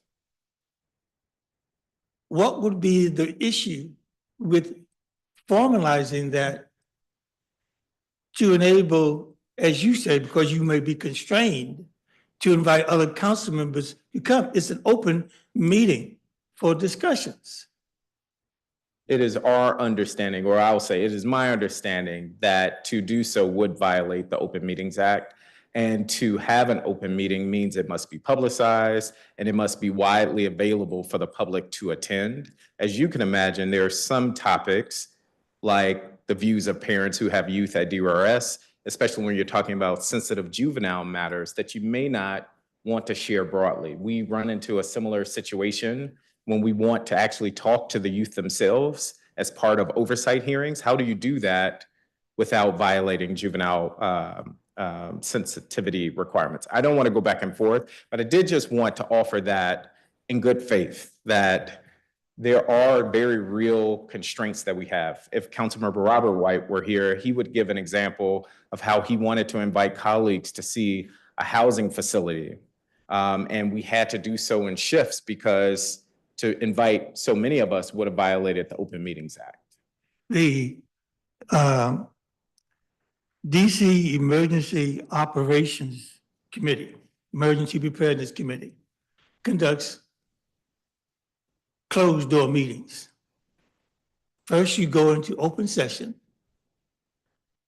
You announce that you're going into a closed session on a specific topic, and then you come back and you open the meeting up and you move on. And there is a way to get around, to get it done. I am at time. I'm going to ask the chairman to clarify. It is my understanding we do have that ability, but only as it relates to safety matters. And because this council does not want to abuse the law, we are actually trying to honor the law and the limitations versus just saying we're going to go into public session or private session because we want to. I'll stop there, but I really do appreciate your views and that of Commissioner Lewis and everybody else that testified. And I'm confident we'll strike the right balance ultimately. Thank you. To answer your question, Councilmember Parker, the statute enumerates, I believe it is 15 issues or matters in which a public body can vote to close. They have to vote, but there are only 15. So the example of a listening session at DYRS or at the receiving facility, that's not one of the 15 or 16. Us meeting to talk about when the mayor's going to send a budget, that's not one of the 16 measures that's listed. Now, I suspect the open meetings folks are going to say, well, but there is a provision in the statute that allows the council to write its rules any way it wants to, but actually that's not so clear, which is what I touched on in my opening statement. I believe next was Councilmember Nadeau. Thank you, Chairman. I really appreciate the testimony. I think my colleagues have gotten to a lot of the questions already, so I'm gonna just pass the mic back to you. Thank you. Thank you. Councilmember Henderson. Thank you, Mr. Chairman. Sorry, I was on mute. I saw Mr. Tauber pop back on, but I'm not sure if he's still with us. Yes, he's here. I'm here on childcare duty, but I'm listening. I can try. Hey, I love having a little intern around. Yeah. Usually have those as well. I'm curious, in terms of the work that you have done looking at open government in other jurisdictions and otherwise, do other places have similar challenges of colleagues being able to have informal conversations without triggering open meetings, or is this a function of our size? Smaller size, rather. I don't know. I frankly don't know. But of course, the challenges are going to be the same everywhere. Everybody, on the federal advisory committee that I was on, we couldn't do any work because all the work that we wanted to do had to be noticed. And so we tried to work around the rules the best that we could.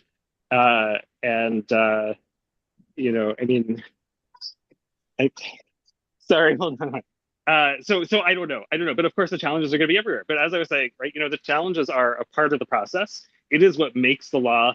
It gives the law its strength to show what the purpose is. So if it were easy, there'd be no purpose. Okay, I can accept that. Colleagues gave an example about tours and otherwise. I use the example of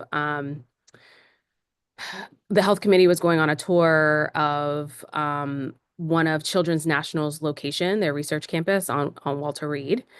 Because we're a committee of 5, only 3 of us can go, lest the whole thing have to be noticed and, X, Y, or Z. Now, I know from past experience in terms of the council, there have been meetings where we've noticed it and then no one comes. And so maybe we have been ourselves out of shape out of the fear that we might not be able to have an open conversation, but then in fact, it doesn't matter. A couple of weeks ago, the council had a retreat that was noticed. We never voted to close that meeting. It was the entire council was there. The CFO was there. The mayor came, and there were no members of the press. But they had the opportunity to do so. They just didn't do it. So I think we're trying to figure out what is the balance here about being able to even have committee level briefing conversations when the threshold is now 3, which is, I think, a bit on sort of the extreme side, but appreciate your testimony for being here today and for the other folks who have provided testimony as well. Thank you. Thank you very much. Thank you, Councilmember. Councilmember Pinto. Thanks, Mr. Chairman. I just had a follow-up for Mr. Branham. And I could have heard this wrong, but in your back and forth conversation with Councilmember Parker, I thought I heard you say, well, those examples, of course, should take place. They're the normal course of business, but that's not a meeting. And so the conversation then led to kind of what the interpretation of a meeting is. And our interpretation of a meeting does include what I think most of us colloquially would describe as normal course of conduct in business. So would you support a limited version that talks about the normal course of us meeting, like these examples that folks have mentioned of these tours, like 3 committee members having a conversation that maybe doesn't include all of us meeting together for a hearing or for what would be a public meeting? That's a workable idea. Okay, thank you. Thank you, Mr. Chairman. Thank you, Councilmember Pinto. That's going to conclude the questions for this group. Thank you, Mr. Branham, especially for being here in person, and thank you the others who testified. Let me call the remaining 4 witnesses. Paula Edwards, who's an ANC commissioner, Robert Becker, who's board member of the DC Open Government Coalition, David Catania, former DC council member and managing director with Georgetown Public Affairs, and Nicole Allen, who's director of Open Government, or the Office of Open Government, and within the DC Board of Ethics and Government Accountability.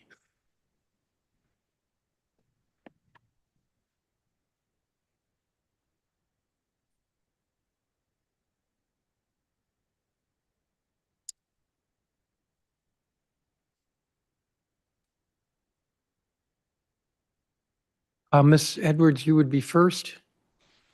And by the way, I don't have a copy of your statement. I meant to mention that to somebody else earlier. So if you could submit your statement, that would be great. I shall. Thank you. Thank you, Chair Mendelson and members of the Council for allowing me to testify today about B 26-208, the Open Meetings Amendment and Clarification Act. I'm Paula Edwards, Chair of ANC 4A and Commissioner representing Single Member District A 4A01. I could support a much more narrowly tailored version of this bill, but I cannot support it in its current form. I would like to echo the concerns of others who have spoken and written on this matter. It is disheartening to hear the logic of autocrats being used to justify these changes. Of course, it is more nimble and efficient on the front end to remove public scrutiny and notice from decision-making, but the back-end results often reflect the deficiencies of having omitted valuable data and insights. As Councilmember Allen observed, the danger lies not so much in the misuse of this legislation by the current council, but by future councils. We have seen the appointment of more conservative leadership in the U.S. Attorney for the District of Columbia's office and efforts to elect more conservative leadership in organizations such as the D.C. Bar. The use of nonspecific terms such as public health threats, official action, field trips, retreats can be subject to broad interpretation. The monumental sports debacle in Virginia is proof, in fact, of the problem with the negotiation of business deals in secret. Mr. Leonsis and Governor Youngkin worked out an amazing deal outside the public eye. Once the public became aware of the details, the deal dissolved. Sunlight can change everything, and public scrutiny is a great deflator of outsized egos. With all the lofty pronouncements of the necessity for these changes, the fear of being turned into a meme is noticeably lacking. Council members would not be human in the age of cancel culture if they were not concerned with going viral for an F-bomb or a comment uttered during a frank discussion and disseminated out of context, especially before an election year. Obviously, there are problems with the constraints on conducting all business in public, and the council should address those specifically. I also think that this is kind of akin to not wanting to argue in front of the children. The children will not learn how to argue correctly unless you argue in front of them.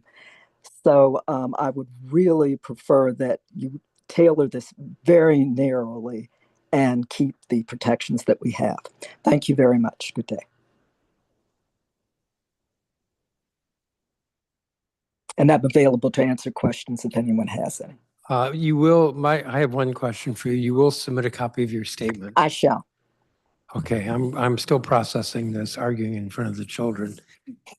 Thank you. Mr. Becker. Thank you, Mr. Chairman.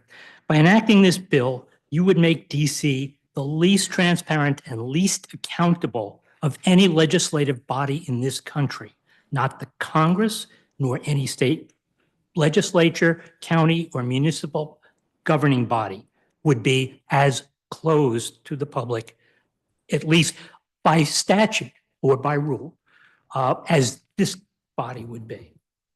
And I understand the 900-pound gorilla in this room is the threats to home rule. And it appears that the logic is that if the public or if Congress sees the debate going on, then they will try to save us, the 700,000 residents of this city, from you, the mendacious people we unwisely elected. And I assure you that if that's what's going to happen, if you pass this law, you will erode public confidence in this body. And they will use that against you to justify what they're doing. As I've listened to what's been said here today, I am surprised and somewhat appalled, because I think you truly do not understand what either the Open Meetings Act or your rules say about when you can hold closed meetings. And it's apparent that you're not talking to the organization within the government that is best able to help you. It's the person sitting next to me here. She can advise you on what those rules say. And to address the issue, the question of the rules versus the statute, Mr. Chairman, I unequivocally oppose changing the statute, because there is no question that the OMA gives you authority under your rules to control public access to your meetings. So That's unfettered? It is unlimited. By defining the rules, you set the parameters of public access. And you Without can change the limitation. statute. Without limitation. Let me finish. No, I'm asking you Okay, because okay. I'm looking at it right now. It's paragraph F, notwithstanding any provision of this chapter, the council may adopt its own rules to ensure the district's open meetings policy as established in 2-572, so that's a qualification right there, is met with respect to council meetings, provided that the rules of the council shall comply with this section and the definition of meeting in 2-574, that's another limitation. So it sounds to me like there are limitations, one of which is that we have to comply with the definition of meeting, and the other of which is that we have to comply with the policy, which is that all meetings are supposed to be maximize public access and to be construed broadly. And the definition of a meeting isn't the problem. Okay? Just every state and even the congressional rules include in the definition of a meeting the deliberations to reach a decision. So taking that out of your rule would make this body different from every legislative body. Well, what if there's no decision made? Well, may I go on for just a minute? You define the rules, and changing the statute isn't going to solve your problem because the rules are still in place. You're going to have to amend the rule, okay? Changing the statute will affect all bodies in this city as the original version of 208 is written. It has a lesser impact if you go with the emergency, but it's still a very, very significant impact. Now, to come to some of the examples you've given, Councilmember Parker said that you can't meet with DRS parents and kids. Well, that's untrue because the first exemption in your rules and in the statute say that if information is not public by law or by court order, then you can meet in secret. And there are all kinds of rules, statutes governing. I'm sorry, where public- does it say that? Because I don't remember that. It's exemption 1 in Rule 375. It says that if it's covered by state law and it's not public, you don't have to discuss it in public. You have to hold the meeting, you have to notice the meeting, you have to take the vote to go in closed session, but you say, okay, this is what we're going to discuss. This is the exemption that applies. That's all you got to do. I'm sorry, but I'm looking at exemption 1. A law or court order requires that a particular matter be or proceeding not be public. That That's doesn't sound correct. to me like a listening session with parents. But the subject of the listening section is stuff about kids who are in government custody at I some think level. that's a stretch, and that's part of the problem, which is in my opening statement, is it's a stretch. It Somebody's isn't, gonna sir, take it isn't a stuff. stretch. The law around the country, there's lots of case law. There are a lot of decisions that explain this. She knows these things. And if you were to go to her and ask, she could help you navigate this. So And we that's have the our own problem. general counsel, but you're advising that we go outside our general counsel to get legal advice. Your general counsel's job is to help you do the business of governing. The job of the Office of Open Government was intended, when it was created, to be the government, not just the executives, the government's expert on transparency law, and to be able to help any government body to understand it. That was the goal. So I don't know if Councilmember Parker talked to our general counsel, and I'm actually don't know that I want him to say because she doesn't like to have her advice rendered, but typically council members do talk to our general counsel, and typically our general counsel says, well, you know, it's a committee meeting, maybe it is subject to the Open Meetings Act. And Councilmember White apparently did that as well. And clearly, there's an exemption in your rule that's not there for other government bodies. It's only for you that says site visits are not meetings for purposes of this statute. Really, because doesn't the law specifically and explicitly say that we have to comply with the definition of meeting? But your rules can be different. No. Well, but they are. Well, that may Okay. be a problem.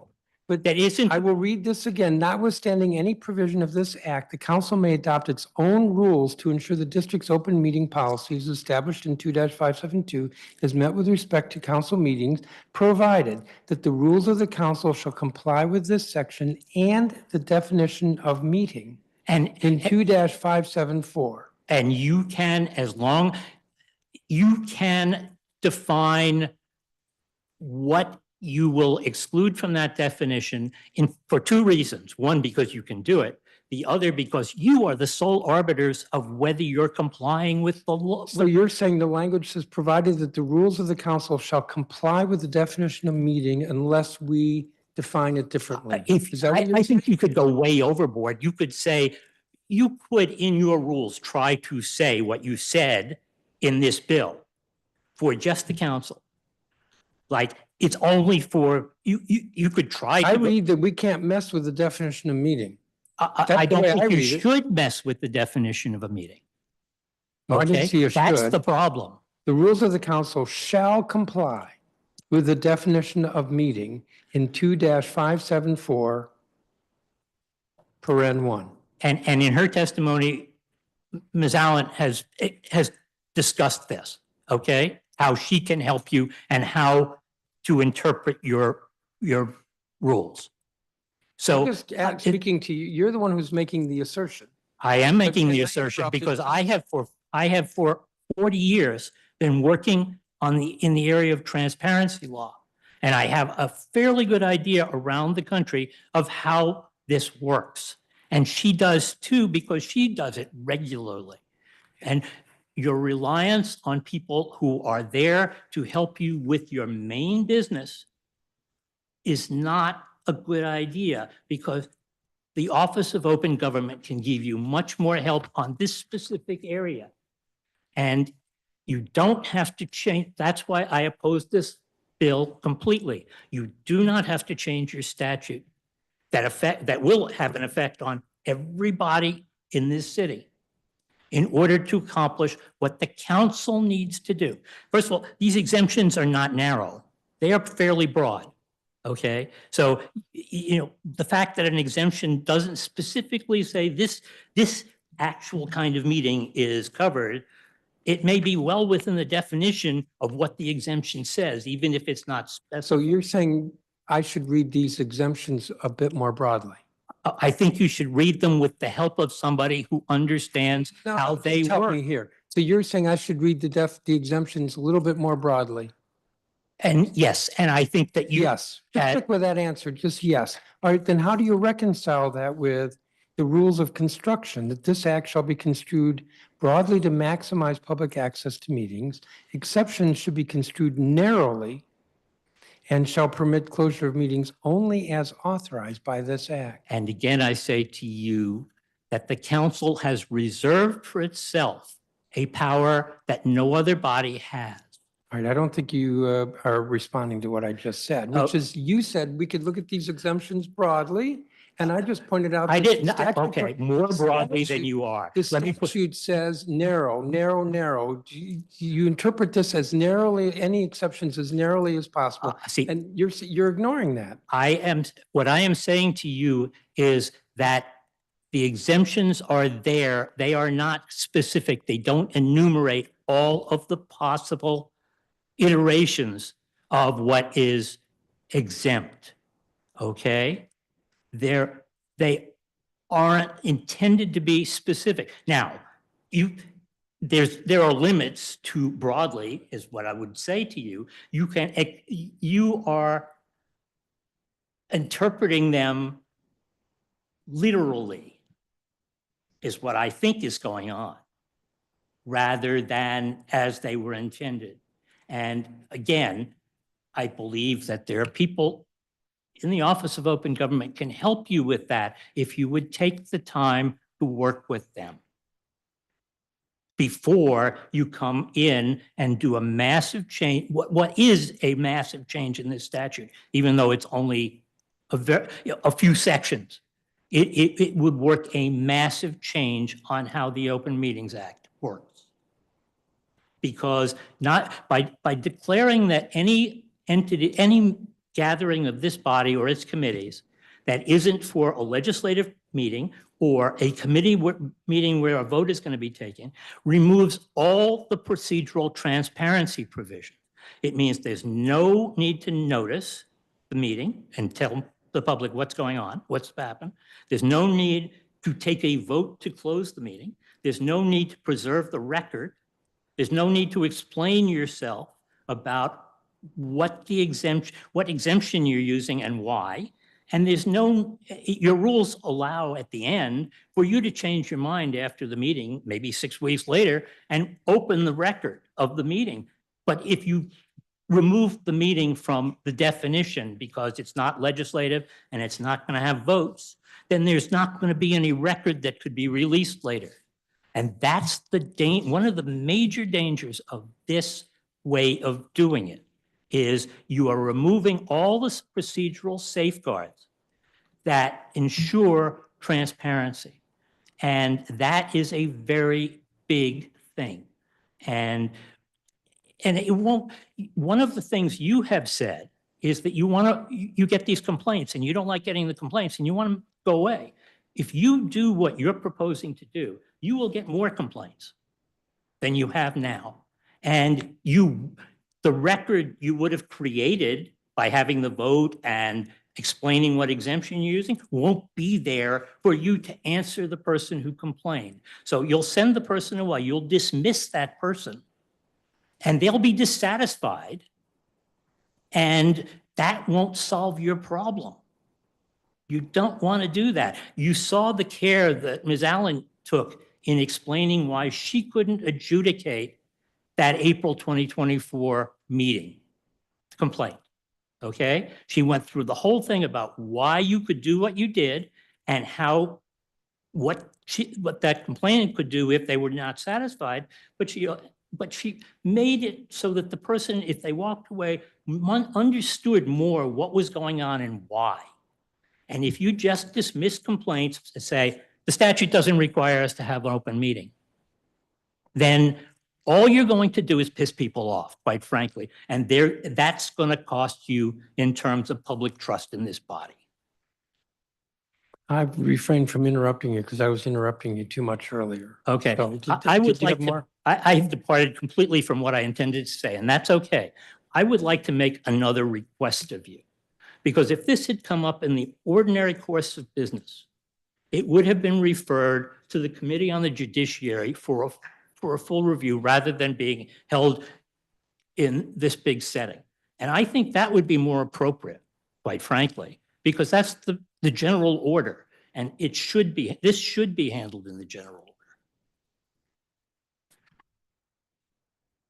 All right, I don't know what to say to that. Does that conclude your statement? I'm happy to answer any questions anybody has. There will be some. I probably shouldn't have interrupted you. What the next on the list is Mr. Catania. Excuse me. Good afternoon, Mr. Chairman, And members of the Committee of the Whole, my name is David Catania, and I had the honor of serving as an at-large member of the Council of the District of Columbia from 1997 to 2015. During my time on the council, I chaired several committees and also served on the WMATA Board of Directors. And these experiences helped shape my perspective on Bill 28208, the Open Meetings Clarification Amendment Act 2025, which I support. Let me begin by acknowledging a principle on which I believe we all agree. The public has an unquestionable right to transparency and accountability with their elected officials. Our democracy depends on an informed public, and openness should always be our default.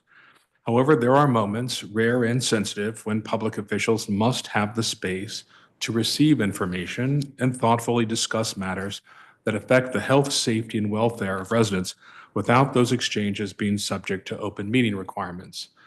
In my judgment, this legislation appropriately clarifies and balances the ability of the council to meet and confer in private under specifically defined circumstances. It does so without undermining the principle of public accountability and with the assurance that no official action can or will be taken without a public vote. And this is a necessary and prudent amendment in my view. My perspective, as I mentioned above, is informed by specific experiences. I was serving on the council on September 11th, 2001, and was also a member of the WMATA Board of Directors during that time. The aftermath of the 9/11 attacks was one of the most difficult periods in our city's modern history. The public safety intelligence we received was urgent, fast-moving, and often incomplete or inaccurate. We were briefed frequently on terror threats against the district and our transit system. In those moments, elected officials and public servants needed to receive complete and often classified information in a setting that encouraged candor, trust, and thoughtful analysis. In my view, it would have been reckless and potentially dangerous to disclose prematurely what we knew, particularly when the facts were evolving and the risks of misinforming the public were high. In some cases, revealing what we knew would have signaled our security posture to adversaries, exposing our residents to real danger.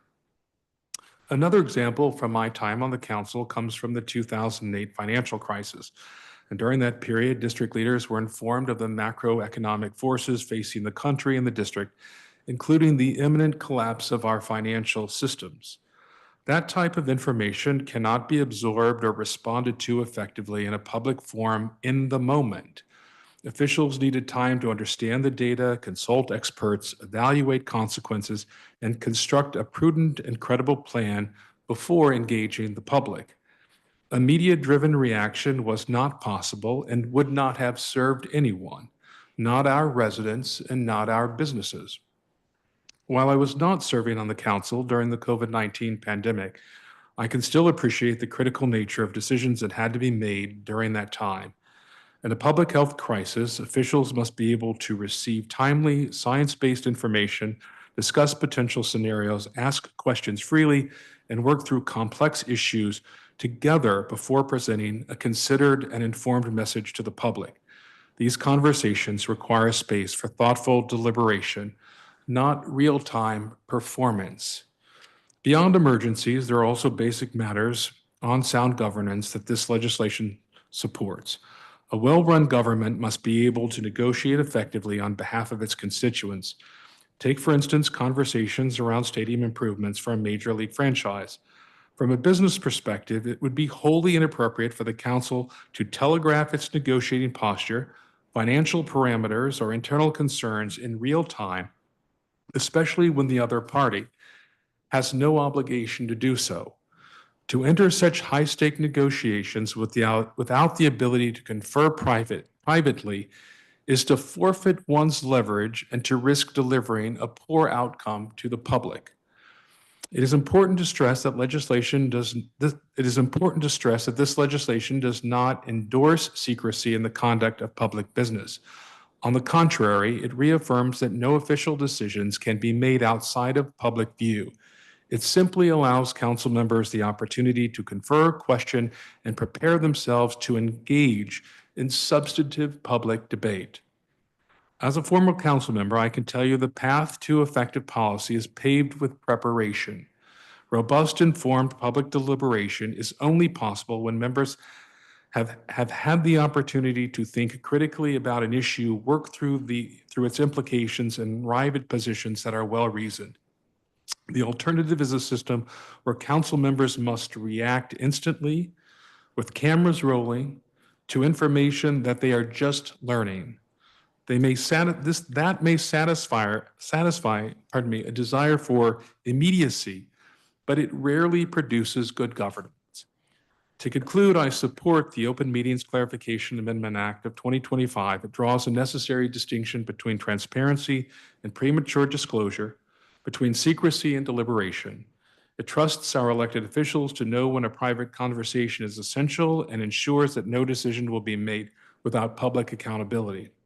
This legislation does not compromise the public's right to know. It strengthens the council's ability to serve the public well. In moments of crisis or complexity, that distinction can mean everything. Thank you, Mr. Chairman, for this opportunity to testify. I'm happy to answer any questions. I apologize, I've gone over time. This is only my second time in 10 years in appearing before the body, and the first time in 8. I'd like to acknowledge the many promising new members that have joined, and of course our capable and seasoned members who remain. And with that, I'm happy to answer any questions. Thank you, sir. I don't think you need to apologize for going over. You performed well for your second time. And I will have some questions for you. Ms. Allen. Good evening, Chairman Mendelson and members of the Committee of the Whole. Thank you for the opportunity to speak tonight. I am Nikel Allen, Director of Open Government, and I lead the Office of the Open Government, or the OOG, an office within the Board of Ethics and Government Accountability that is responsible for ensuring that the District of Columbia government's operations are open, transparent, and accessible to the public. I am here to testify about something that is foundational to public service and civic trust, transparency in government, and the vital role that open meetings play in upholding it. The Council of the District of Columbia is a governing body that directly touches the lives of district residents and where they go to address matters that are most important to them. From public safety to road repairs, from zoning decisions to budgets, the choices made by this public body affect all district residents. This is why it is essential that the decisions and discussions of this body are made not behind closed doors, but in full view of the community. Open meetings are more than just a procedural requirement. They are a promise, a commitment by our elected officials that our government is accessible, accountable, and committed to earning the public's trust every single day. When meetings are public, when agendas are posted in advance, when people know discussions and deliberations are happening, and when discussions are honest and deliberations are open, our community is stronger for it. Transparency fosters confidence, encourages participation, and serves as a persistent reminder that the power of the district government rests in the hands of the people it serves. The Office of Open Government assures this primarily through education and enforcement of the OMA. In our capacity as the district's experts, advisors, and enforcers of the OMA, it is our statutory function and mission to ensure that the district government operates with transparency and with openness. I urge the Council to continue strengthening your commitments to transparency by ensuring that after the emergency legislation expires, your meetings are well publicized, by continuing to make your public records easily accessible, and by resuming your commitment to welcoming public observation and participation, not just as a formality, but as a valued part of the process of transparent governance. The significant changes that the Council has made to the Open Meetings Act through Bill 26-208, the Open Meetings Act Clarification Amendment Act of 2025, should be abandoned, and I respectfully request that you vote no concerning the temporary measure, Bill 26-200. I urge the Council to abandon this permanent change to the Open Meetings Act because it is unnecessary to address the Council's stated concerns regarding its own meetings, and it is a substantial blow to government transparency. I assert again that transparency is not a barrier to government efficiency. It is a foundation of your legitimacy. And when the district government operates in an open manner, democracy works the way it's supposed to, for the people. The legislation will unintentionally and unnecessarily erode certain safeguards the OMA has in place to prevent barriers to transparency, accountability, and the public's ability to observe the operations of the district's public bodies. I am here tonight to appeal to you to preserve the public's right to know about the government's affairs through access to its meetings. The OMA serves as a shield to protect the public against backroom dealings and other activities that undermine the public's confidence in its government.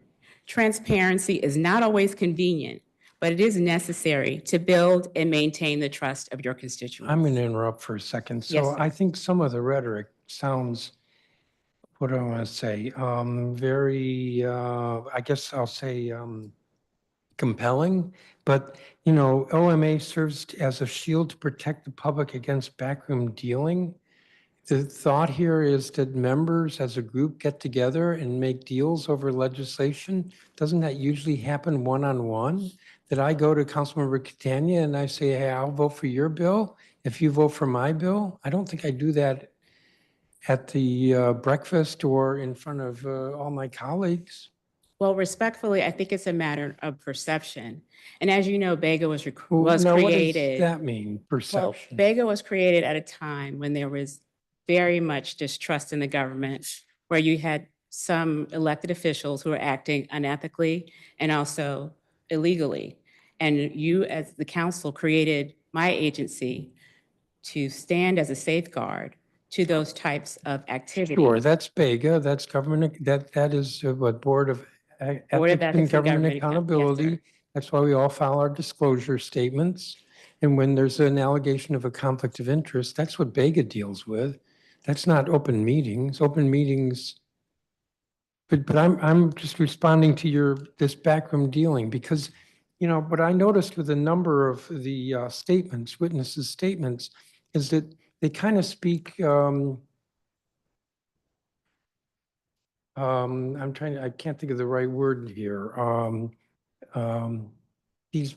I want to say platitudes, but this is not really a platitude. This is protect the public against backroom dealing.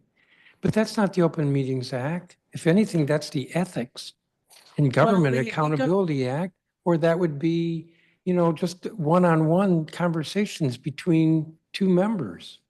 Well, they go hand in hand. So open meetings are a safeguard against the type of activity that would be unethical. The idea is Like that what? the idea is that if the public is able to witness you deliberate, that it inspires confidence that what you are doing is not anything that is untoward or in secret, that it in fact advances what they elected you to do. And it gives them a better understanding of your operations. So it's not that they are participating with you, they are know, observing. Again, I'm interrupting too much, and forgive me for this, No, but you know, there are a please. couple of thoughts that come to mind. First of all, the issue of trust. So I became chair when my predecessor resigned and pled guilty to a felony. I know firsthand the feeling of the concept of the public's trust in the legislature. I have never sensed that whether we have a closed breakfast, which is what we used to have, or an open breakfast, that it has any effect on the public's trust of the council. In fact, now that I think about it, the Open Meetings Act was adopted in 2011, and when Vince Gray ran for mayor in 2010, I remember he campaigned on this, that the public's confidence in the council was the highest it had ever been, or at least the highest it had been in a decade. So trust with open meetings, I'm not getting that. It sounds good, but I'm not getting that. It's kind of Trust, but trust verified. and council members pleading guilty to felonies, No. that's trust, meaning distrust. Correct. Well, what I'm saying is that, again, it goes back to perception. The public wants to see its government officials engage in conversations with one another about the issues that they care about. You all do that every day. I think that this particular change to the Open Meetings Act does not address what the council is having an issue with at this time. We would like to see you pivot and look more to your own rules and make adjustments to those rules so that you're not impacting the greater public bodies within the district. I do understand what you have said about the issues that the council is having, especially now. So we did not oppose the emergency legislation, especially for the reasons you stated.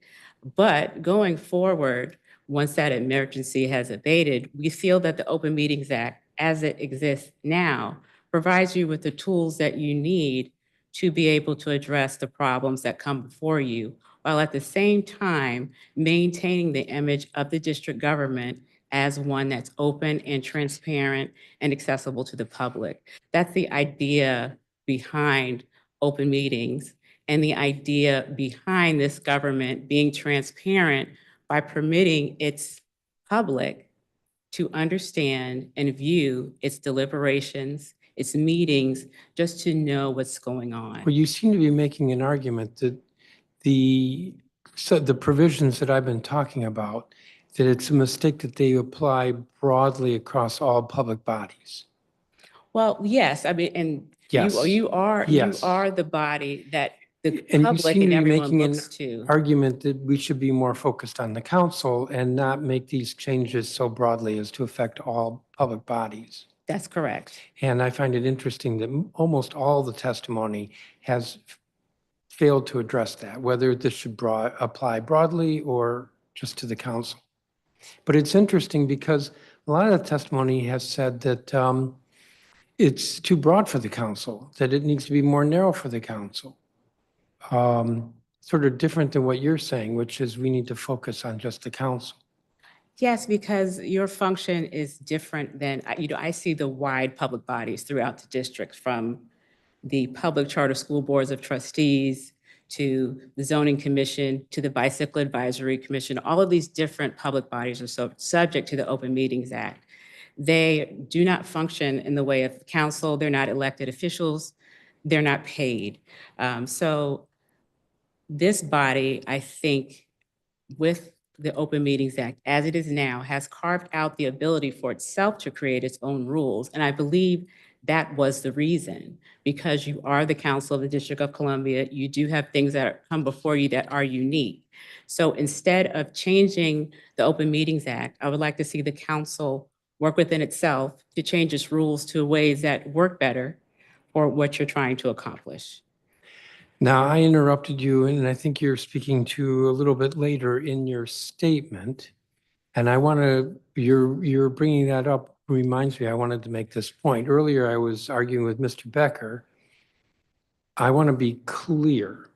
I believe that the law gives us a lot of flexibility. And when I was making the argument earlier that it's not so certain that we can read, I think it's 275, as giving us such broad authority, that doesn't mean I'm conceding that argument. I'm just stating this for the record. It doesn't mean I'm conceding the argument, but I am trying to make the point that I don't think it's slam dunk, that we get challenged, and all of you in this room and anybody who's watching, you don't see or have to deal with us getting challenged, but we get challenged and we have to defend. And while an argument can be made that you're going to make, and I'm going to press you on it when you make it, that we have this broad authority, I think that can be argued against. And I was making that argument earlier with Mr. Becker. Why don't you continue, because I interrupted you, and I'll interrupt you again. That's quite all right. That's what I'm here for. If I may just address that particular point, I do think that the OMA does permit the council broad latitude with respect to its own meetings. I think you should read the statute in that way. There's nothing wrong with reading it conservatively. I think that the council has done a great job with its rules of adhering to the spirit of the Open Meetings Act, that exemptions are to be construed narrowly. You have done that.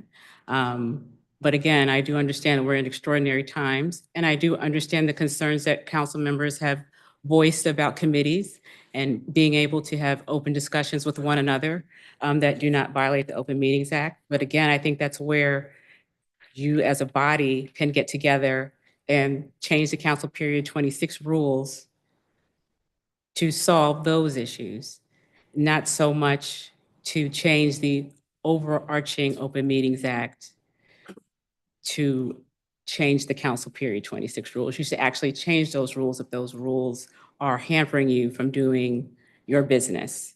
So that's the argument I was trying to make, or the insight I was trying to provide on that particular subject. So the council, I'm getting back to my testimony. So the council has adopted its own rule for every council period, including Council Period 26. The council rules have included provisions regarding almost all manner of its meetings that the council might convene. Thus, the council is only subject to the general provisions of the Open Meetings Act to the extent that it has not adopted its own rules regarding its own proceedings. In this regard, the temporary bill and the permanent bill are an attempt to change the council rules. And I've stated this earlier, the council should instead amend its own Council Period 26 rules to address concerns regarding how the Open Meetings Act applies to its own meetings. Under the District of Columbia Home Rule Act and the council's procedural autonomy, the council has the authority to amend its own internal rules through resolution. I will also note that the Open Meetings Act regards a quorum of the full body of the council, where the council committees are less than a full quorum. That is where the council period rules kick in to dictate how those committees operate. And the council committee rules have stated that those rules must follow the Open Meetings Act. The council, again, has empowered itself to adopt rules for self-regulation regarding the Open Meetings Act and meetings for the council and committees. The changes to the OMA that the council are considering are too broad to accomplish the purpose stated and the rationale for those changes. The amendments reach all public bodies, not just the DC Council. This, of course, presents a widening potential for abuse, so I urge the council to reconsider and reject these changes. One of the council's stated concerns with the OMA is having latitude to meet with the mayor privately without running afoul of the Open Meetings Act. We argue that the current Open Meetings Act allows the council to do that as it is written now.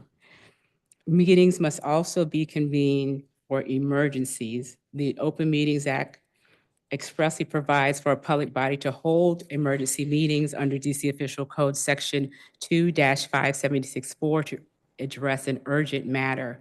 In that instant, notice to the public need only be provided at the same time notice is sent to the members of the body under the Open Meetings Act.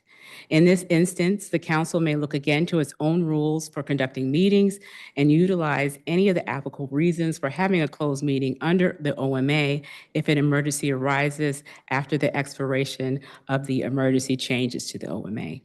The rules of construction of the OMA, DC Official Code 2-573, states that the OMA shall be construed broadly to maximize public access to its meetings.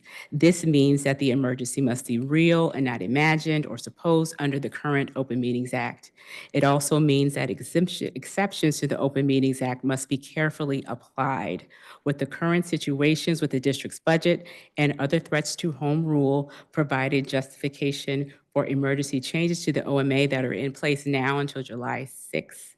Transparency is compromised if these changes are extended beyond that time or enacted permanently. In conclusion, Bega's role in government is to inspire our leaders to operate ethically and transparently.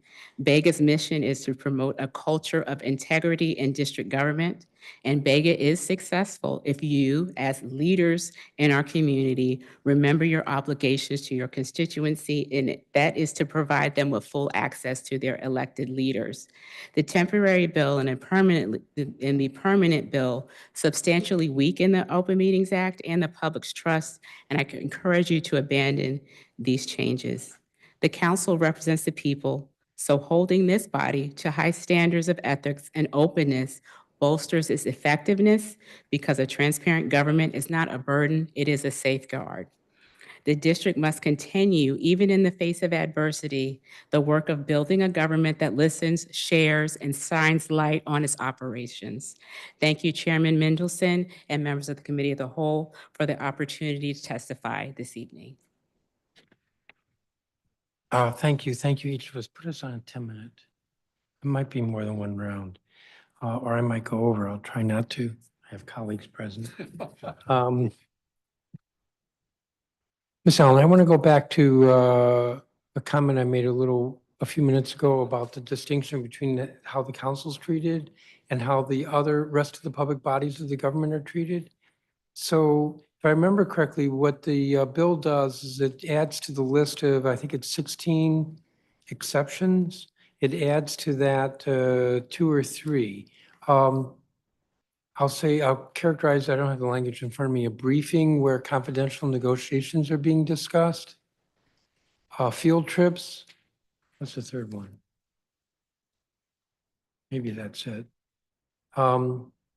Confidential negotiations, field trips and retreats. What's the harm of, because there still would have to be, for the other public bodies, assuming we adopted the bill as it is, there would still, for those bodies, would have to be public notice, and they would have to then disclose that that's what they're doing and a vote. So why is that harmful? Well, I'll start with retreats first. I think that the Open Meetings Act contains an exemption for staff trainings that's similar to a retreat. That would make more sense to define that particular exemption. I think that's a stretch. Now, if you wanted to make a if this bill change. doesn't pass and I have to defend what we're doing, I'm going to absolutely defend that a retreat is training. But, you know, if the training is, I mean, if what we're doing is we're talking about tariffs, don't ask me why, but it's a safe example to use. If we want to talk about tariffs, that's hardly training. Well, I was not saying that a retreat and a training are equivalents. I was saying that a better approach would be to expand that particular exemption that already exists in the Open Meetings Act and define in more terms that would carry over time what you mean by retreat. I think that just putting it out there as a retreat and saying that it's not a meeting, I think goes too far. I believe that's what the original bill So you does. think, I don't agree, but you think that retreat is too vague a term? Yes, I All think right. it should be. So what about the briefing on confidential negotiations? Do you see a problem there?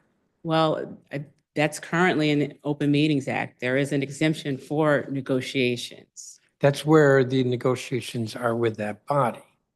So if the zoning commission is undergoing negotiations to hire a contractor, yes, they could have a closed meeting.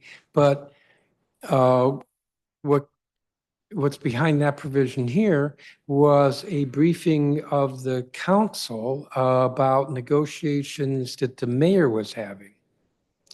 Right. Those are and- not our negotiations. Well, we did write a very extensive advisory opinion on that, and we found. Yeah, I that- know, but that's because the council has its rules. Forget that. I'm talking about confidential negotiations like that with another public body. Why can't that, what's the harm? Well, in I that? think that's more appropriate for the council's own rules and the Open Meetings Act as it exists now.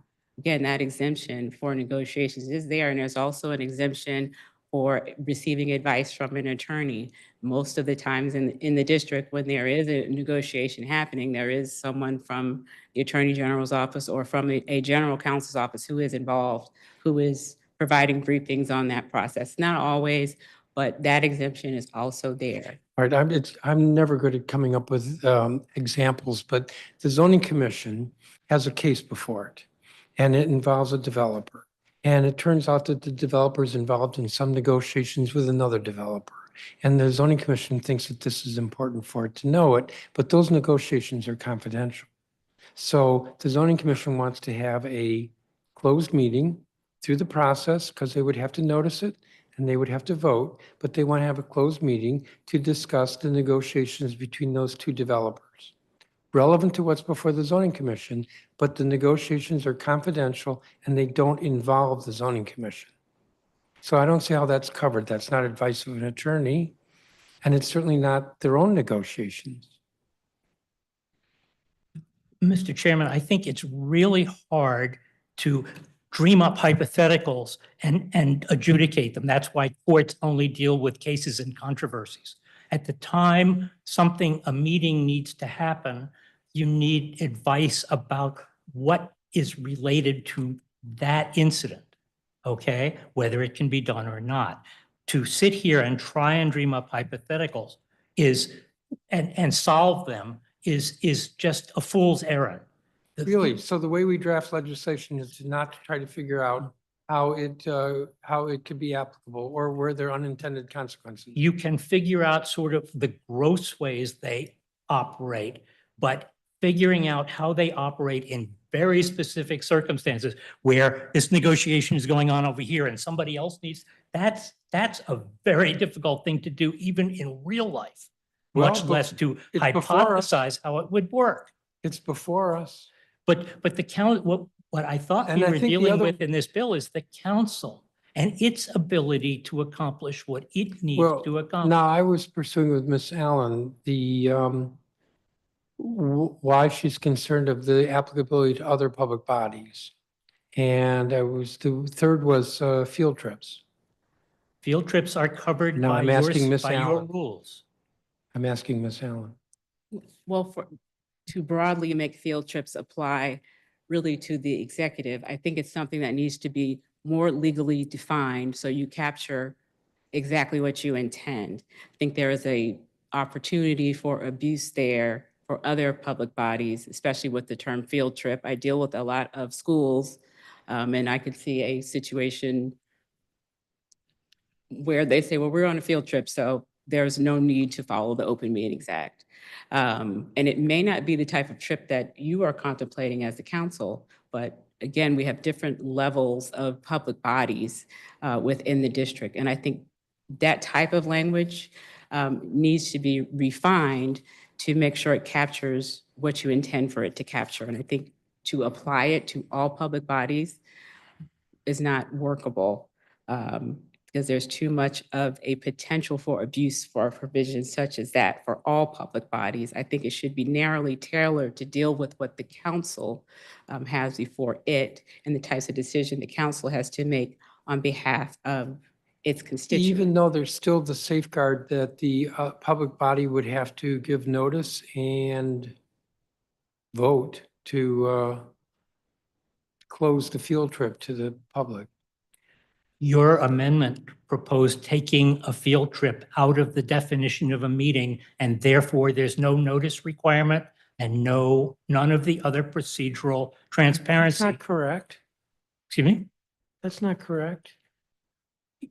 When in your original Oh, bill, hold on. Maybe, I'm sorry. I'm wrong. You're correct. the problem is, one of the big problems is removing something from the definition of a meeting, because when you do that, you take out all the safeguards that were built into the statute. So to go back to Ms. Allen, your concern is a field trip retreat is too broadly defined, or is too undefined. And I was wrong in pursuing but then there's the protection of there still would have to be notice. I think it's something that's unique to the council's function and to these particular scenarios that we find ourselves in as a government right now. So I think the wisest thing to do, if you were going to pursue that provision, would be to make sure it is aligned with the council's rules, and it only applies to the council. I think that it was wise, the amendment that you put forth in the emergency bill that restricted that provision to the council. I do think as written, it does not provide the type of legal definition that would not cause confusion in future councils. So I hope that you would consider redefining what you mean by that and making it apply broadly over time, so that other councils would be guided as to what exactly this means, Now, I've and used not just this moment that we're in right now. I've used up all my time with you two, and I wanted to ask some questions to Mr. Catania. Of So I'm going to course. throw in at least Thank one you. question, and I have a second round. I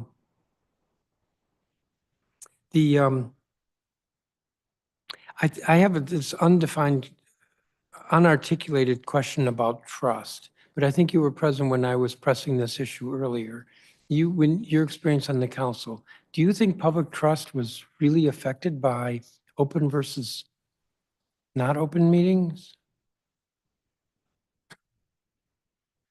Mr. Chairman, to your point, I was never quizzed or questioned about, for instance, our closed breakfasts, where we would discuss personnel issues or the topics of the day. I think people generally understood that there would be, that all official decisions would be made on the dais, where we would make our cases for or against. I want to disabuse people of the view that there are 13 people with a monolithic view of any one issue.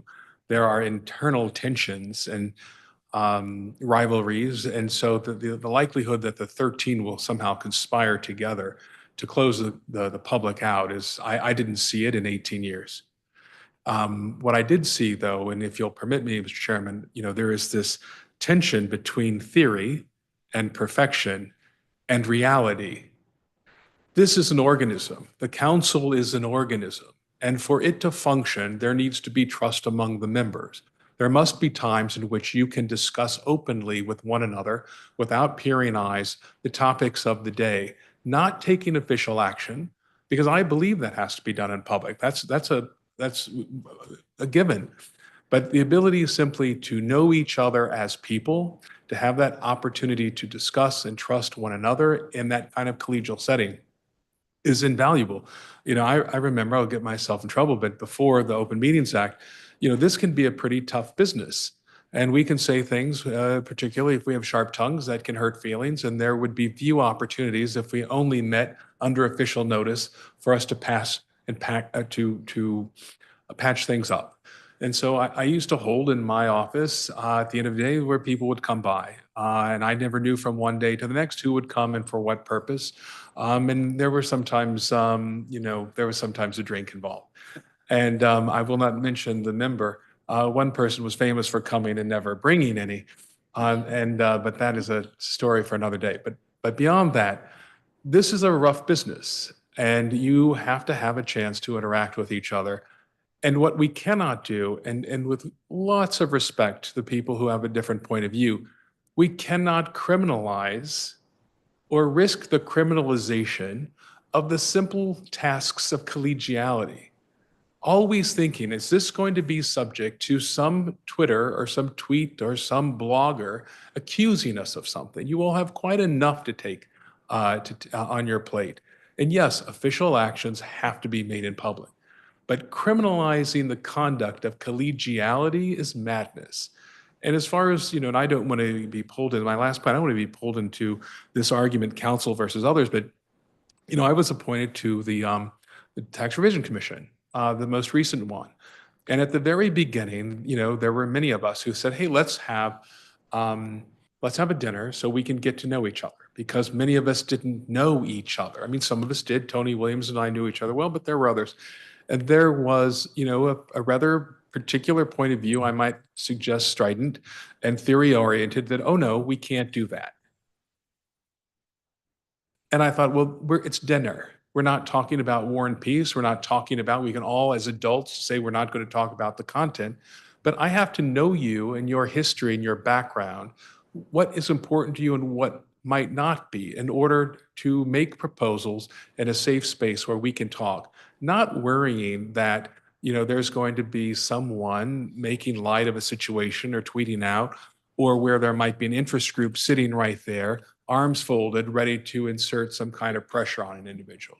Basic, collegiality that comes from human interactions, Mr. Chairman.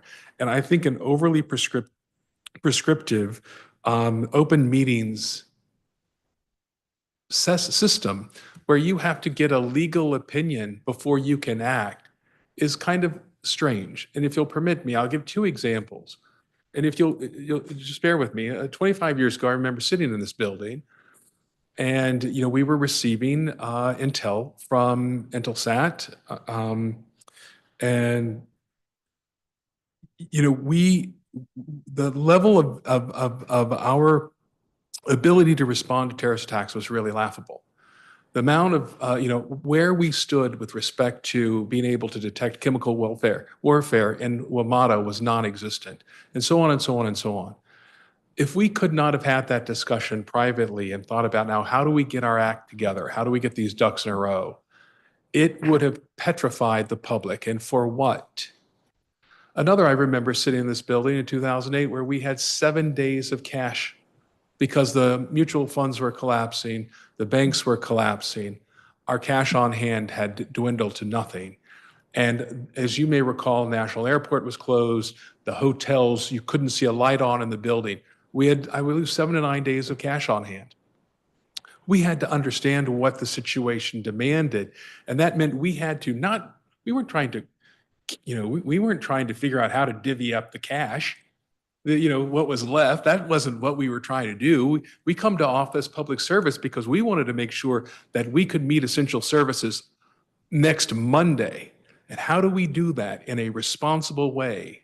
That's what I want to make sure, that we don't become so fixated on perfection and theory that we forget that this is an organism that has to work together and trust each other, that we make sure all official actions are open to the public.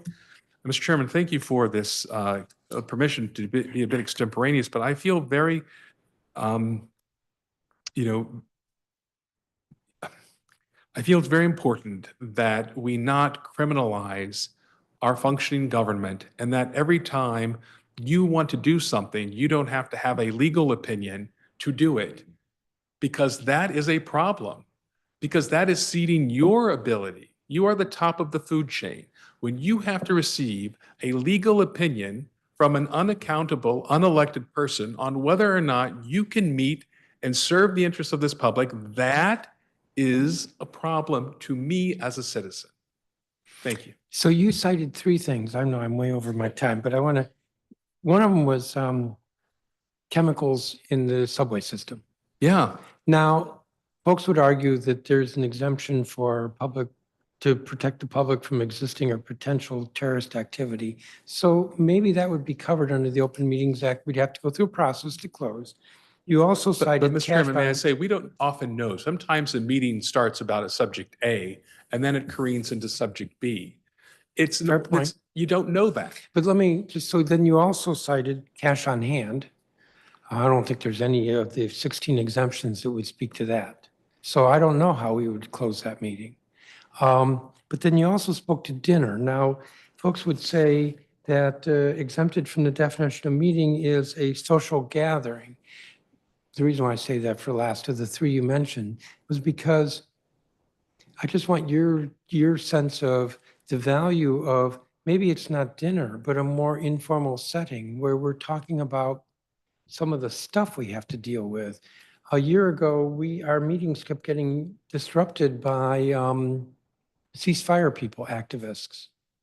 And, maybe we would have wanted to just sit in a room and talk about how we handle that. That's not the same as a dinner. Point being, it's not a social gathering. To speak to whether you think there's a value in that kind of getting to know each other. Mr. Chairman, I don't think these exceptions are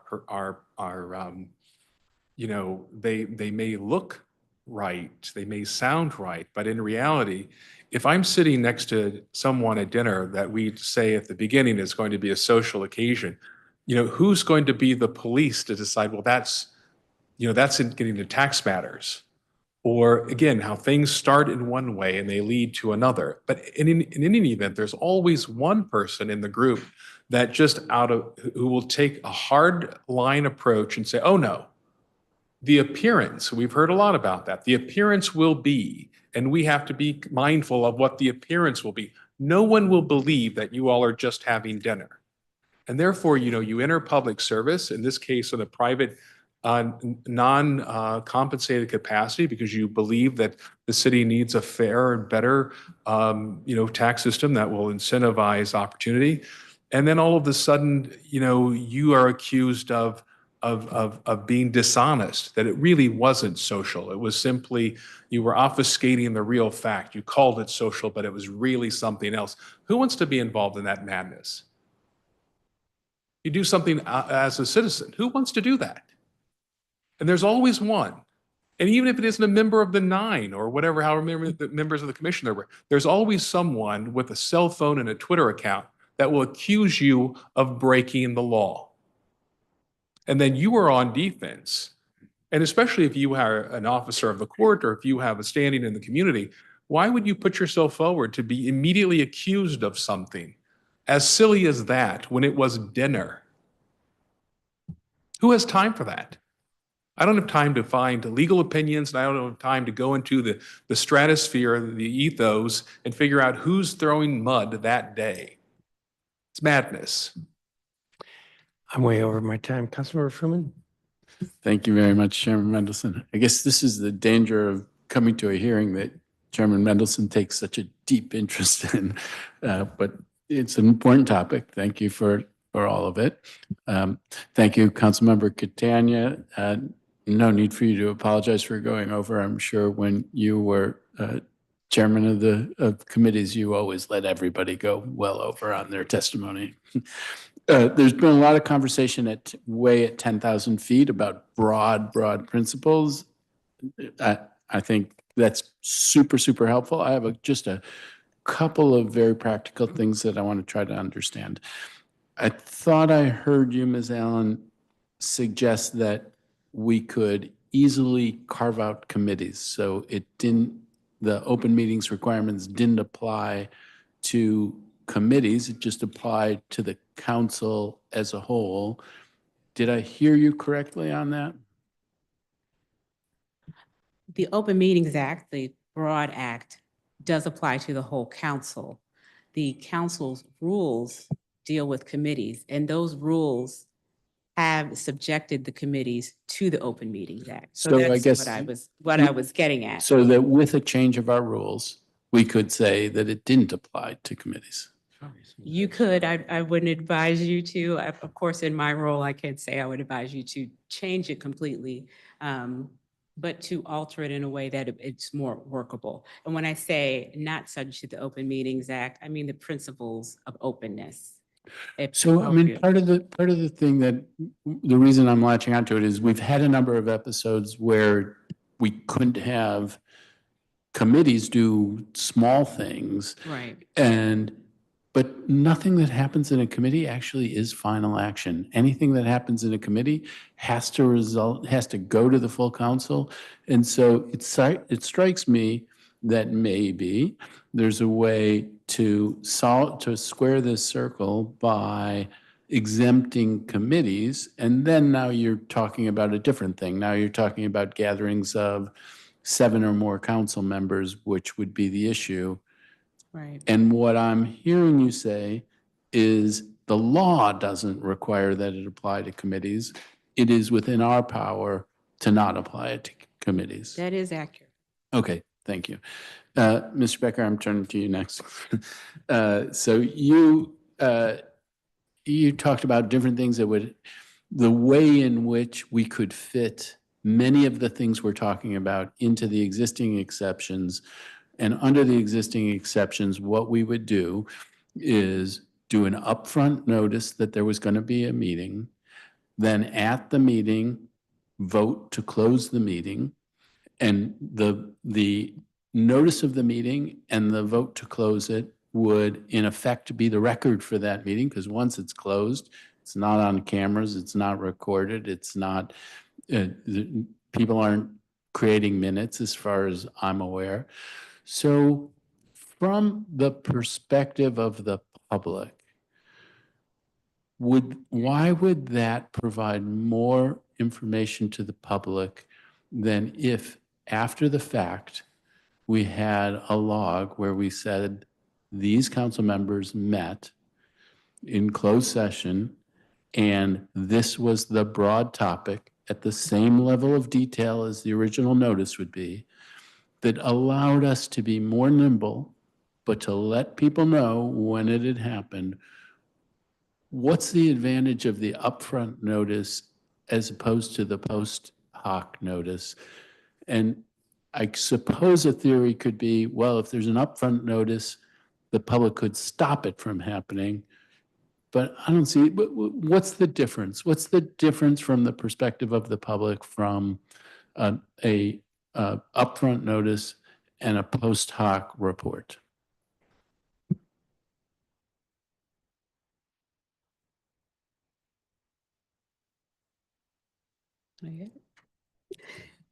I think she would like me to answer that question. I directed it to you. It was for you. Oh, I'm sorry. Okay, let me back up a second, because I tried to do a survey of what's going on around the country. Every state legislature and the Congress specifically say that meetings of committees are open. The reason they do that is legislative bodies are fundamentally different from the boards that oversee agencies. Most of the work of a legislative body is done in committee. And if you close the committees, the public doesn't get to see what's going on and have any understanding. All they see is final legislation coming out, and on occasion, debate, but in most cases, no debate. The bills get passed. And so that is the reason that every legislative body in this country, and this was when in 2010, the committee that drafted the Open Meetings Act understood that. The committee report said, we are specifically not including the boards and commissions committees, but we want the committees of this body to be public so that people could see the underlying discussion that went into legislation. So, and I don't think it's correct at this point that no committees are broadcast when they meet. Okay, so I hear you, and I think Ms. Allen was saying, maybe you could do that under the law. You could carve out committees, but she wouldn't want us to do it, and that's why you wouldn't want us to do it also. I hear you. The question went more to, can we? So that's one thing. But then, yes, you can do it. okay, then the second question was, what is the advantage from the public perspective of an upfront notice and a vote to close as opposed to an after the fact notice of the existence of the meeting? What is the advantage to the public from the upfront notice? You know, if I know a meeting is going to happen, I might go down there to see it. But it's closed. That was the whole point. At this point, you can close a portion of a meeting. Okay, you don't have to close a whole meeting. You may have several things that are coming up and you need to close a portion of it because the discussion will be about something that falls within the exemption. And in fact, I believe records. For the portion that is closed, for a section of a meeting that is closed, why is there an advantage to the public of being alerted to it the day before or at the same time that the meeting is called as opposed to being alerted to it after the fact? What's the In terms of a advantage? meeting where a portion is closed, I don't think it necessarily is alerted that a closure will happen. The closure may arise because of the need to have a particular discussion during the meeting. I think you're generalizing in a way that. I actually don't. I think I'm generalizing, and I think we're missing each other. I think. No. Give me a second here. Because I'm saying, we know we need to have a conversation about X, and we want to have a meeting, and we want to have a meeting tomorrow morning at 9 o'clock. We know that. What is the advantage to you for me to tell you tomorrow at 9 o'clock, we're going to have a closed meeting, this topic, as opposed to tomorrow at noon saying we had a meeting at 9 o'clock and this was the topic? What is your advantage in that very specific setting? Don't. Maybe situation, which I think I would go to members of the committee and say, I don't think you should close that meeting. I think it should be open because it's important that the public see it. So what's lost is your opportunity to keep that meeting from being closed. That's one of them. I want to know the vote as well, because how I vote for my representatives on this body may be dependent in part on how much secrecy I think they're involved in. All right. Okay. Thank you very much. And Mr. Becker, I think I heard you say that something could come up and then the body would vote to close the meeting. Correct. That's contrary to what the law says. I think Each both- meeting notice shall include the date, time, location, and planned agenda to be covered at the meeting. If the meeting or any portion of the meeting is to be closed, the notice shall include, if feasible, a statement of intent to close the meeting or any portion of the meeting, including the reason for closure. And the notice has to be not less than 48 hours or 2 business days, whichever is greater. And I think that there are situations where, and I have seen this happen, in a past life, I was a newspaper reporter for 12 years, and I had this come up where a meeting happened. There was no intention to close it, but there was a subject that came up where a question was raised. They needed to talk to their lawyer, okay? They needed advice from their counsel, which clearly can be closed. But nobody intended that to happen until the issue arose. I don't see how that's permitted under 2-576. It is in effect like an emergency meeting. It is? Okay, when a public body finds it necessary to call an emergency meeting to address an urgent matter. I think you're, again, reading things very literally.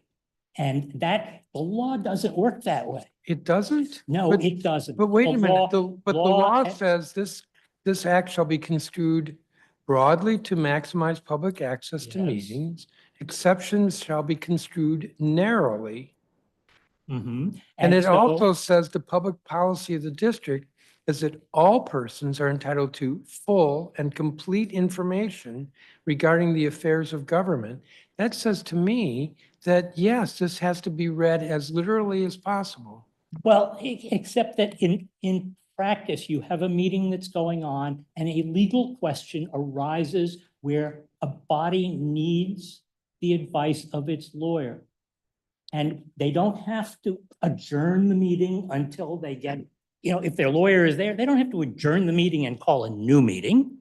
They take a vote, go in, explain what Well, the I think issue it's is. easy for you to say that, but we get challenged and then we have to defend it. And Sir, of you course, the can't council's prevent. different than the other public bodies because we're allowed to make some flexibility in the law, except that we are constrained under that flexibility to have to comply with both 572 and 574.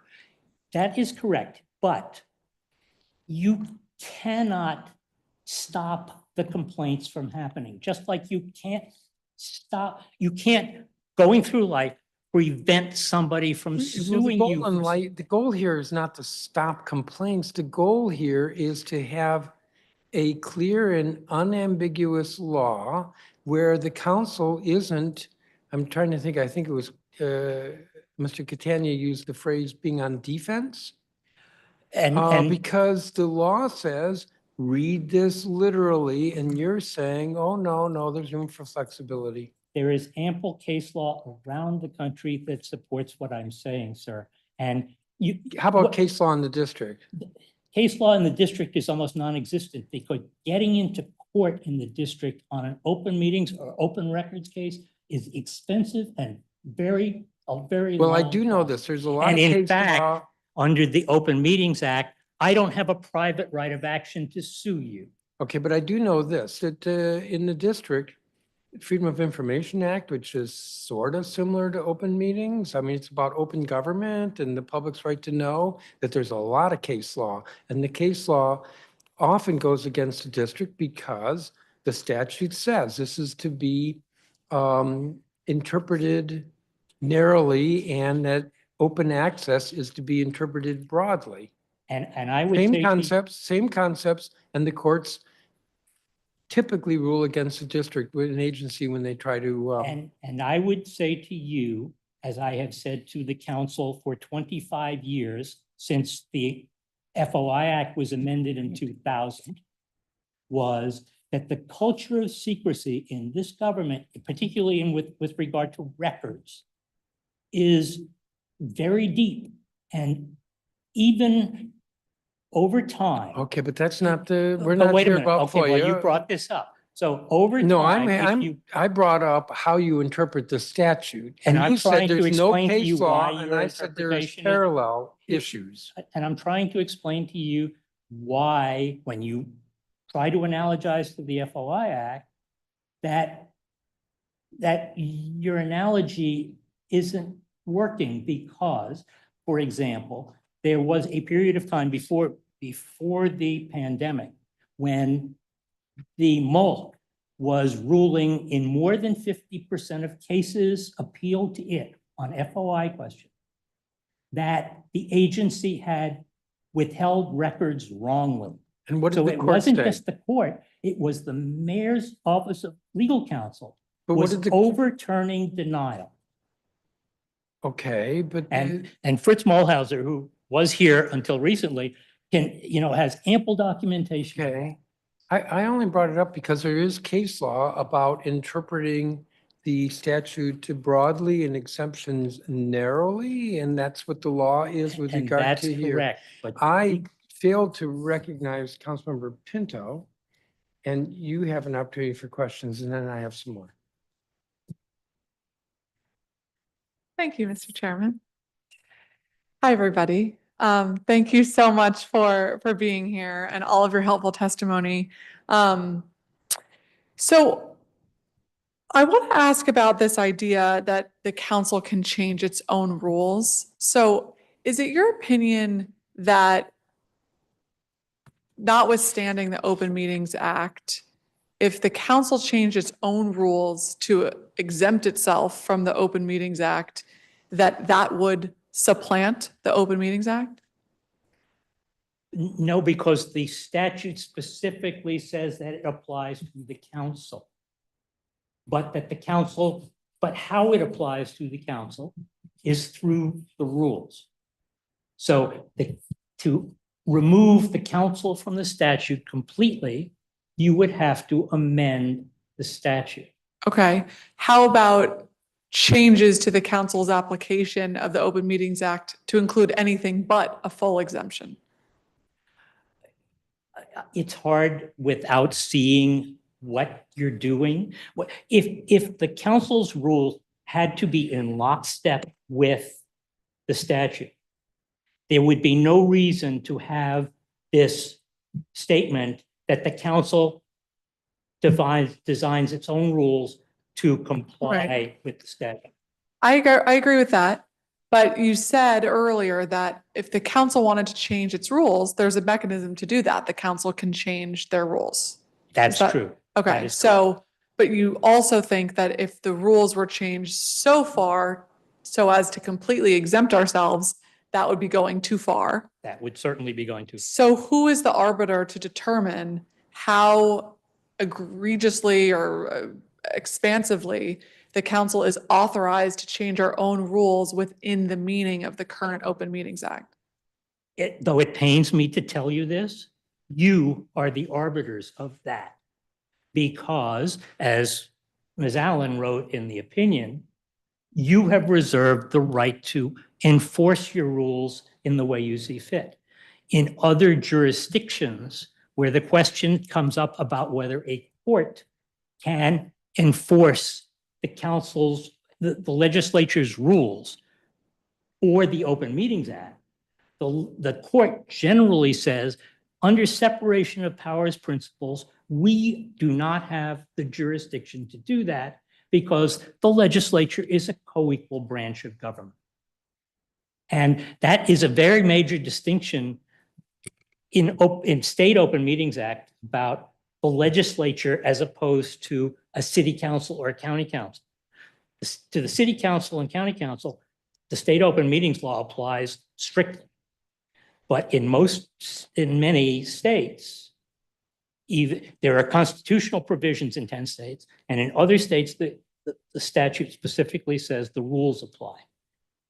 But the point is, you're the arbiter of what the rules, how the rules apply. Okay. Okay. So if you take us at our word, or that's not the right way of phrasing it. If you can commiserate with us about some of the examples that have been highlighted today, is it your view that the better solution to make exceptions would be through amending our own council rules to include a broader range of exceptions to close meetings? That's what I said. Yes, I think you should not amend the statute Okay. because it has broad implications for everything in the city. But to the extent that you want to change your rules, you feel that you need greater latitude, then that is where you should do it. But I would advise you and ask to talk to the Office of Open Government, to talk to people who have worked with open meetings, transparency laws generally, or open meetings laws, about how these issues are handled in other jurisdictions. Okay. Because this is an issue, as the chairman has said, that comes up everywhere. But if you look around the country, legislators may complain about it, but they haven't tried even to amend their statutes. Okay? They see a great value in transparency, which brings us back to the question of trust. Okay? There are two statements I would make. One is sunshine is the best disinfectant. The other is one James Madison said, which is popular government without popular information is prelude to a tragedy or a farce or both. People need to be able to see what you're doing in order to trust you. That's why the First Amendment guarantees us a right to be able to attend court proceedings. Because, as the Supreme Court wrote, if you don't keep the public out of the court proceedings, they won't trust the courts to do the people's business. Thank you. And Are juries Director open to the Allen? public? Excuse me? Are juries open to the public? Because that's a key part of the court proceedings. Deliberations are not public, but certainly in a criminal case, almost all proceedings are public, except when there are things like juvenile matters, family relations matters, which traditionally have not been public. So there are limited ability under the First Amendment to close court proceedings. Jury deliberations are one of those things. Those have always been secret. Suppression And in hearings- then the statute suppression and your hearings too, I rules. think are. Mr. Chairman, I know. I appreciate your addition, but I'm in the middle of a round here. Okay, sorry. Thank you. But it is an interesting use of the word deliberation for juries, because that is kind of what we've been talking about today, is deliberation, not action. But And your statute and the rules say when you are acting in a quasi-judicial capacity, your deliberations may be secret. But that was specifically put in included there there. to Okay, deal with thank you. judicial kinds of things. Mhm. Thank you. Director Allen, I want to ask you about the notice issues. So if the council, through our own council rules, changed the list of exceptions, I presume that would still mean we would have to notice the meeting and then vote to close the meeting pursuant to one of those exceptions? Yes, that's correct. And that is also pursuant to the council rules and their procedures for closing meetings, Okay. and your procedures, rather. So is there any mechanism through our current rules that would enable us to have more ad hoc, practical meetings, deliberations, conversations, as again has been referenced in the various examples that colleagues have raised, that don't include public notice that delays all of those conversations? From my reading of the Council Period 26 rules, your procedures are very tight as to how you can do things. So if you wish to conduct yourselves in a different manner, you would need to change your rules. Yeah. And I think therein lies the problem, to quote myself, if I may. When we were voting on this emergency, I said, to me, this is much less about privacy and more about practicality. If I'm walking down the hallway with my colleagues and we need to continue a conversation, 2 of them on the Judiciary Committee or several of them on the full body, even if we could construct the rules to include a broader set of exemptions, we might not have time to say, hold on, pause the conversation, we're going to issue a public notice. And so I hear you on the list of exceptions. I think that's a interesting route path to explore, broadening the council rules of exceptions, but that doesn't solve our problem of expediency. Yes, and I would like to mention their chance meetings are fine if it happens. That's not covered under the Open Meetings Act, but I don't think you're talking about that. I think you're talking about something else that you would like to do more informally. I do think you would need to change the Council Period 26 rules to enable you to do that, especially with your committee structure. I remember you mentioning that was particularly problematic because of the quorum rules that apply to committees. But that, again, rests with the council rules and how you interpret the Open Meetings Act as it applies to your committees. But could we, in your view, change the council rules to also include changes to public notice? Well, the rules now are different than what is required by the Open Meetings Act. The council notice rules are somewhat different. So yes, you could. Okay, but all of those changes to council rules would not include the example that Councilmember Catania mentioned of another public body getting together for a social occasion, I presume. Correct. Okay. Well, I do appreciate you raising that example, Mr.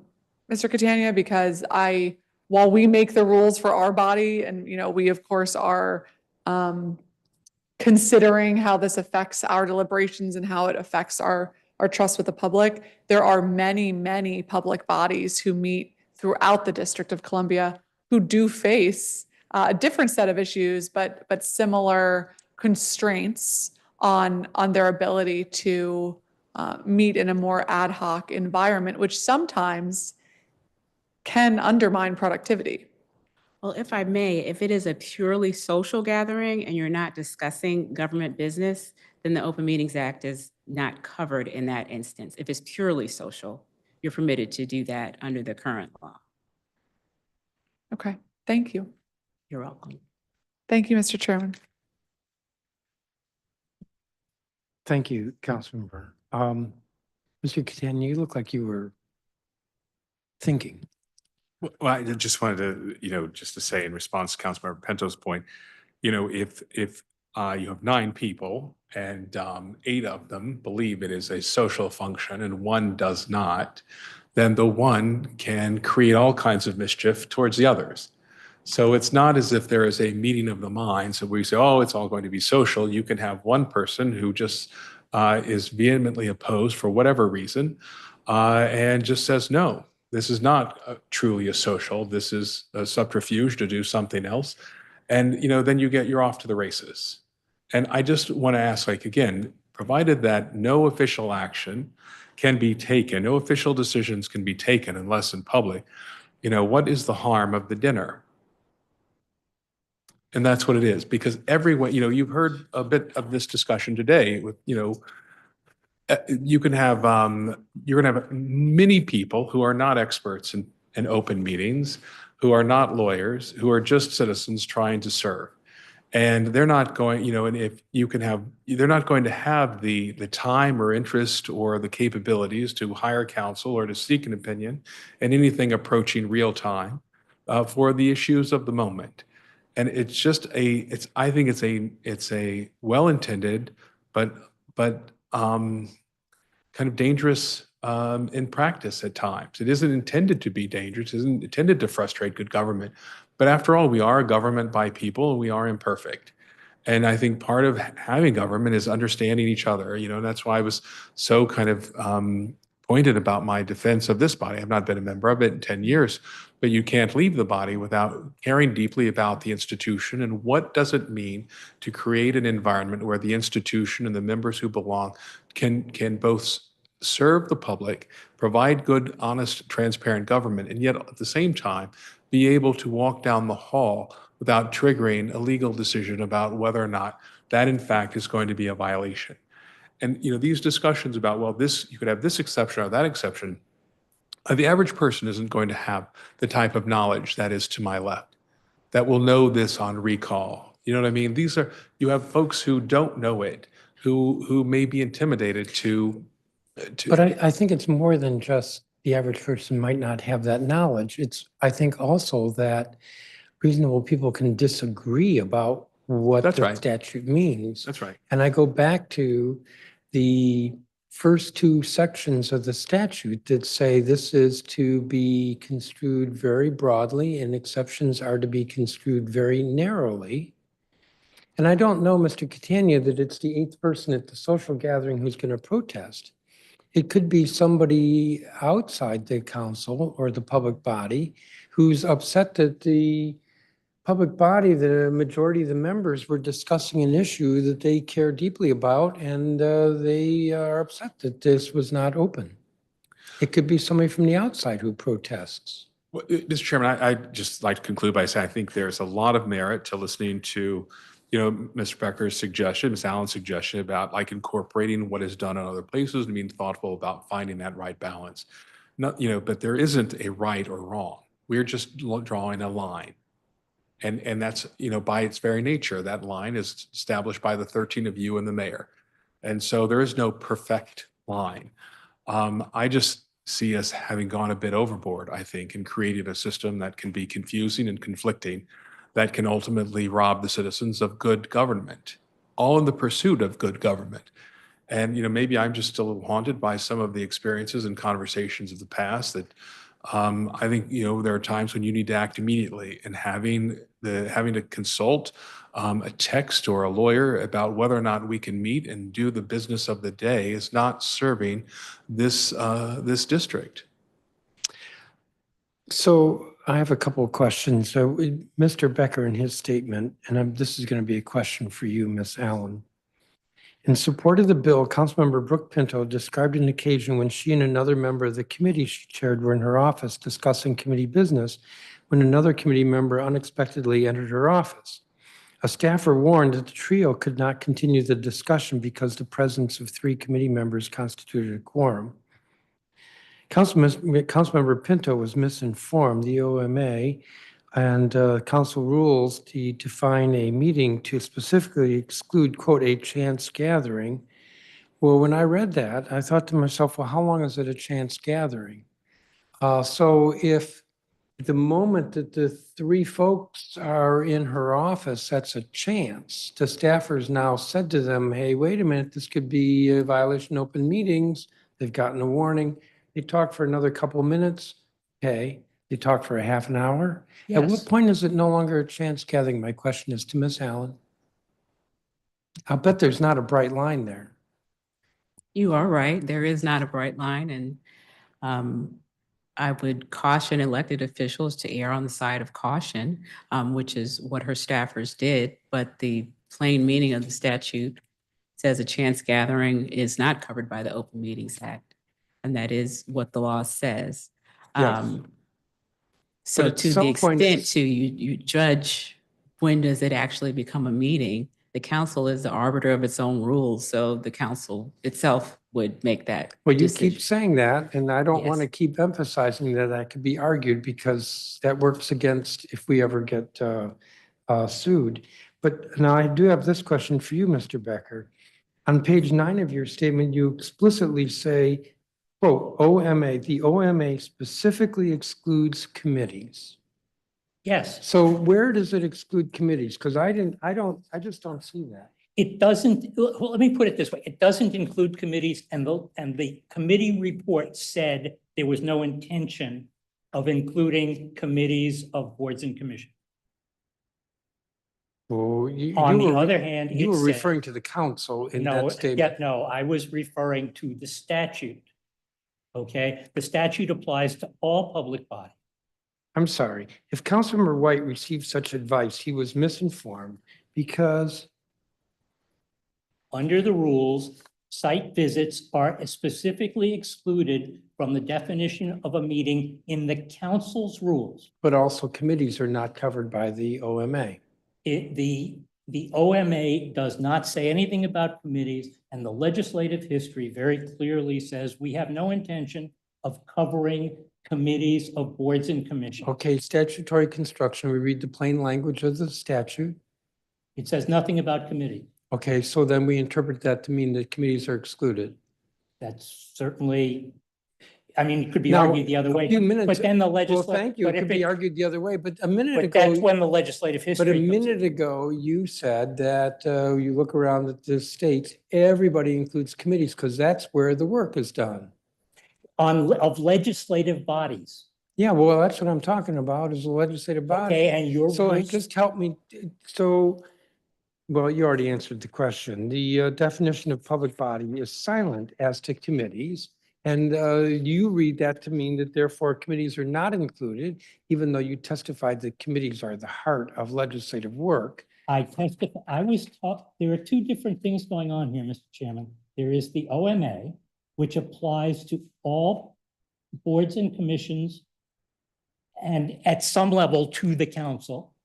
Okay, so boards and commissions, committees are not included. You And as the because that's, council have rules that because say that's they are. explicit?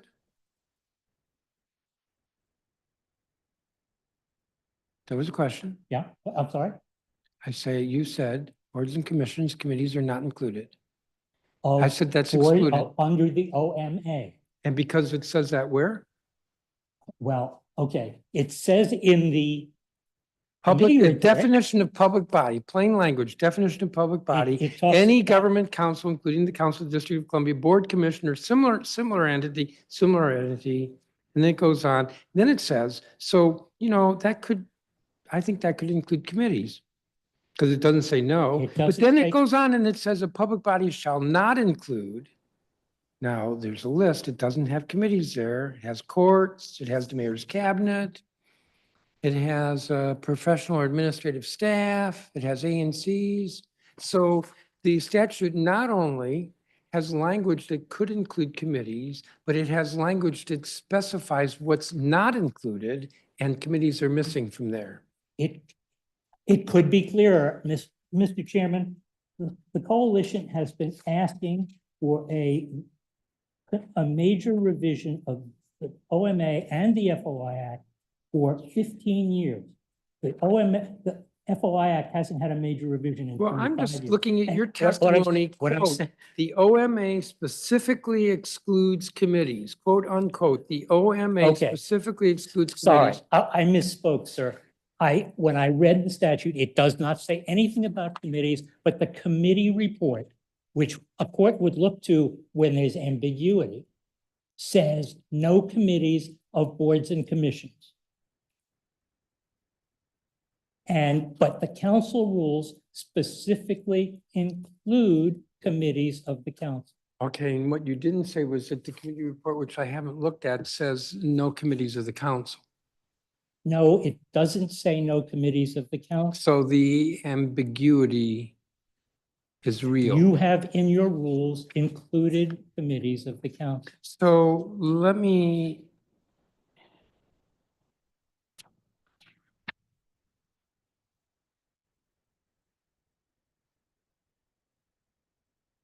I think this is my last question. It was very dramatic that you opened your testimony by saying, by enacting Bill 26-208, you would make the DC Council less accountable and less transparent to district residents who elected you than the Congress or the legislature of any state, county, or municipality in the United States.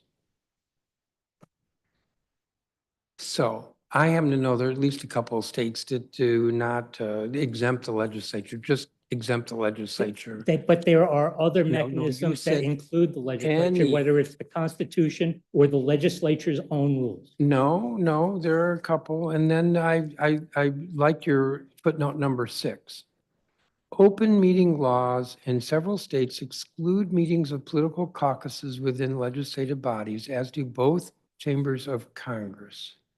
Now, the district is quite unusual. When I meet with legislative leaders from other states, they have the Democratic caucus and they have the Republican caucus. We don't have any caucuses. We ought to, but I don't know what they would be. But I remember the first time I went to an NCSL, I'm looking at you, Mr. Catania, the first time I went to an NCSL event and I sat down next to a legislative leader, it was only legislative leaders. And I said to the guy, so what state? And he's South Dakota. And I said, what's your leadership position? He said, he's the minority leader. If I remember correctly, it's like 150 Republicans and 3 Democrats, and he was the minority leader. I'm getting a little carried away, but this is what I'm experiencing right now with our budget in Congress, that the House Republican caucus meets and they decide what they're going to do on whatever the issue is. That's a majority of the members of the House, and it is not open to the public, that caucus. So we may be less transparent than the Congress, except I think actually we're more transparent than the Congress because they just have a majority of the members who meet in a private session to decide their business. But they're the meetings in which they debate with the other party are all public. And when is that? Because under the rule, there's no debate. There are no amendments and there's no debate? Well, I'm not sure that that's true in committee. That's true on the floor, but I don't think that's true in committee. Yeah, well. Okay. So again, I say to you, legislatures are fundamentally different from other boards and commissions. So Because maybe- most of the work happens in. Maybe I'll conclude with this, because I started out my opening statement saying that this bill is about restoring the ability of the council. Now, it does apply to all public bodies, but it's restoring the ability of the council to have conversations. One of the principles that I've come to realize with regard to our democracy is that the value of the legislature is the discussions that they have, the bringing of differing experiences, which brings different perspectives, which better informs what the decision will be. The broader the experiences, you could say diversity, that could be racial, could be economic, it could be gender, just diversity of the broader the experience, it's broad. Because that conversation's important.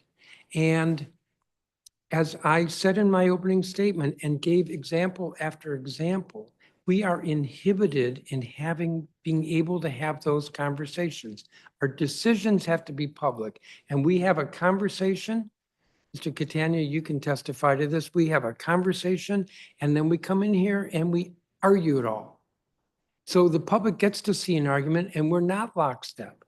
But to have the informal conversation is what leads to a better decision. And when the monthly meetings of the mayor and the council don't happen because nobody wants to disagree or lose their temper in public, we're disadvantaged. And when we can't do the housing tour, the housing authority tour, or the listening session with the DYRS families, Both of those would have been permitted under your exemption.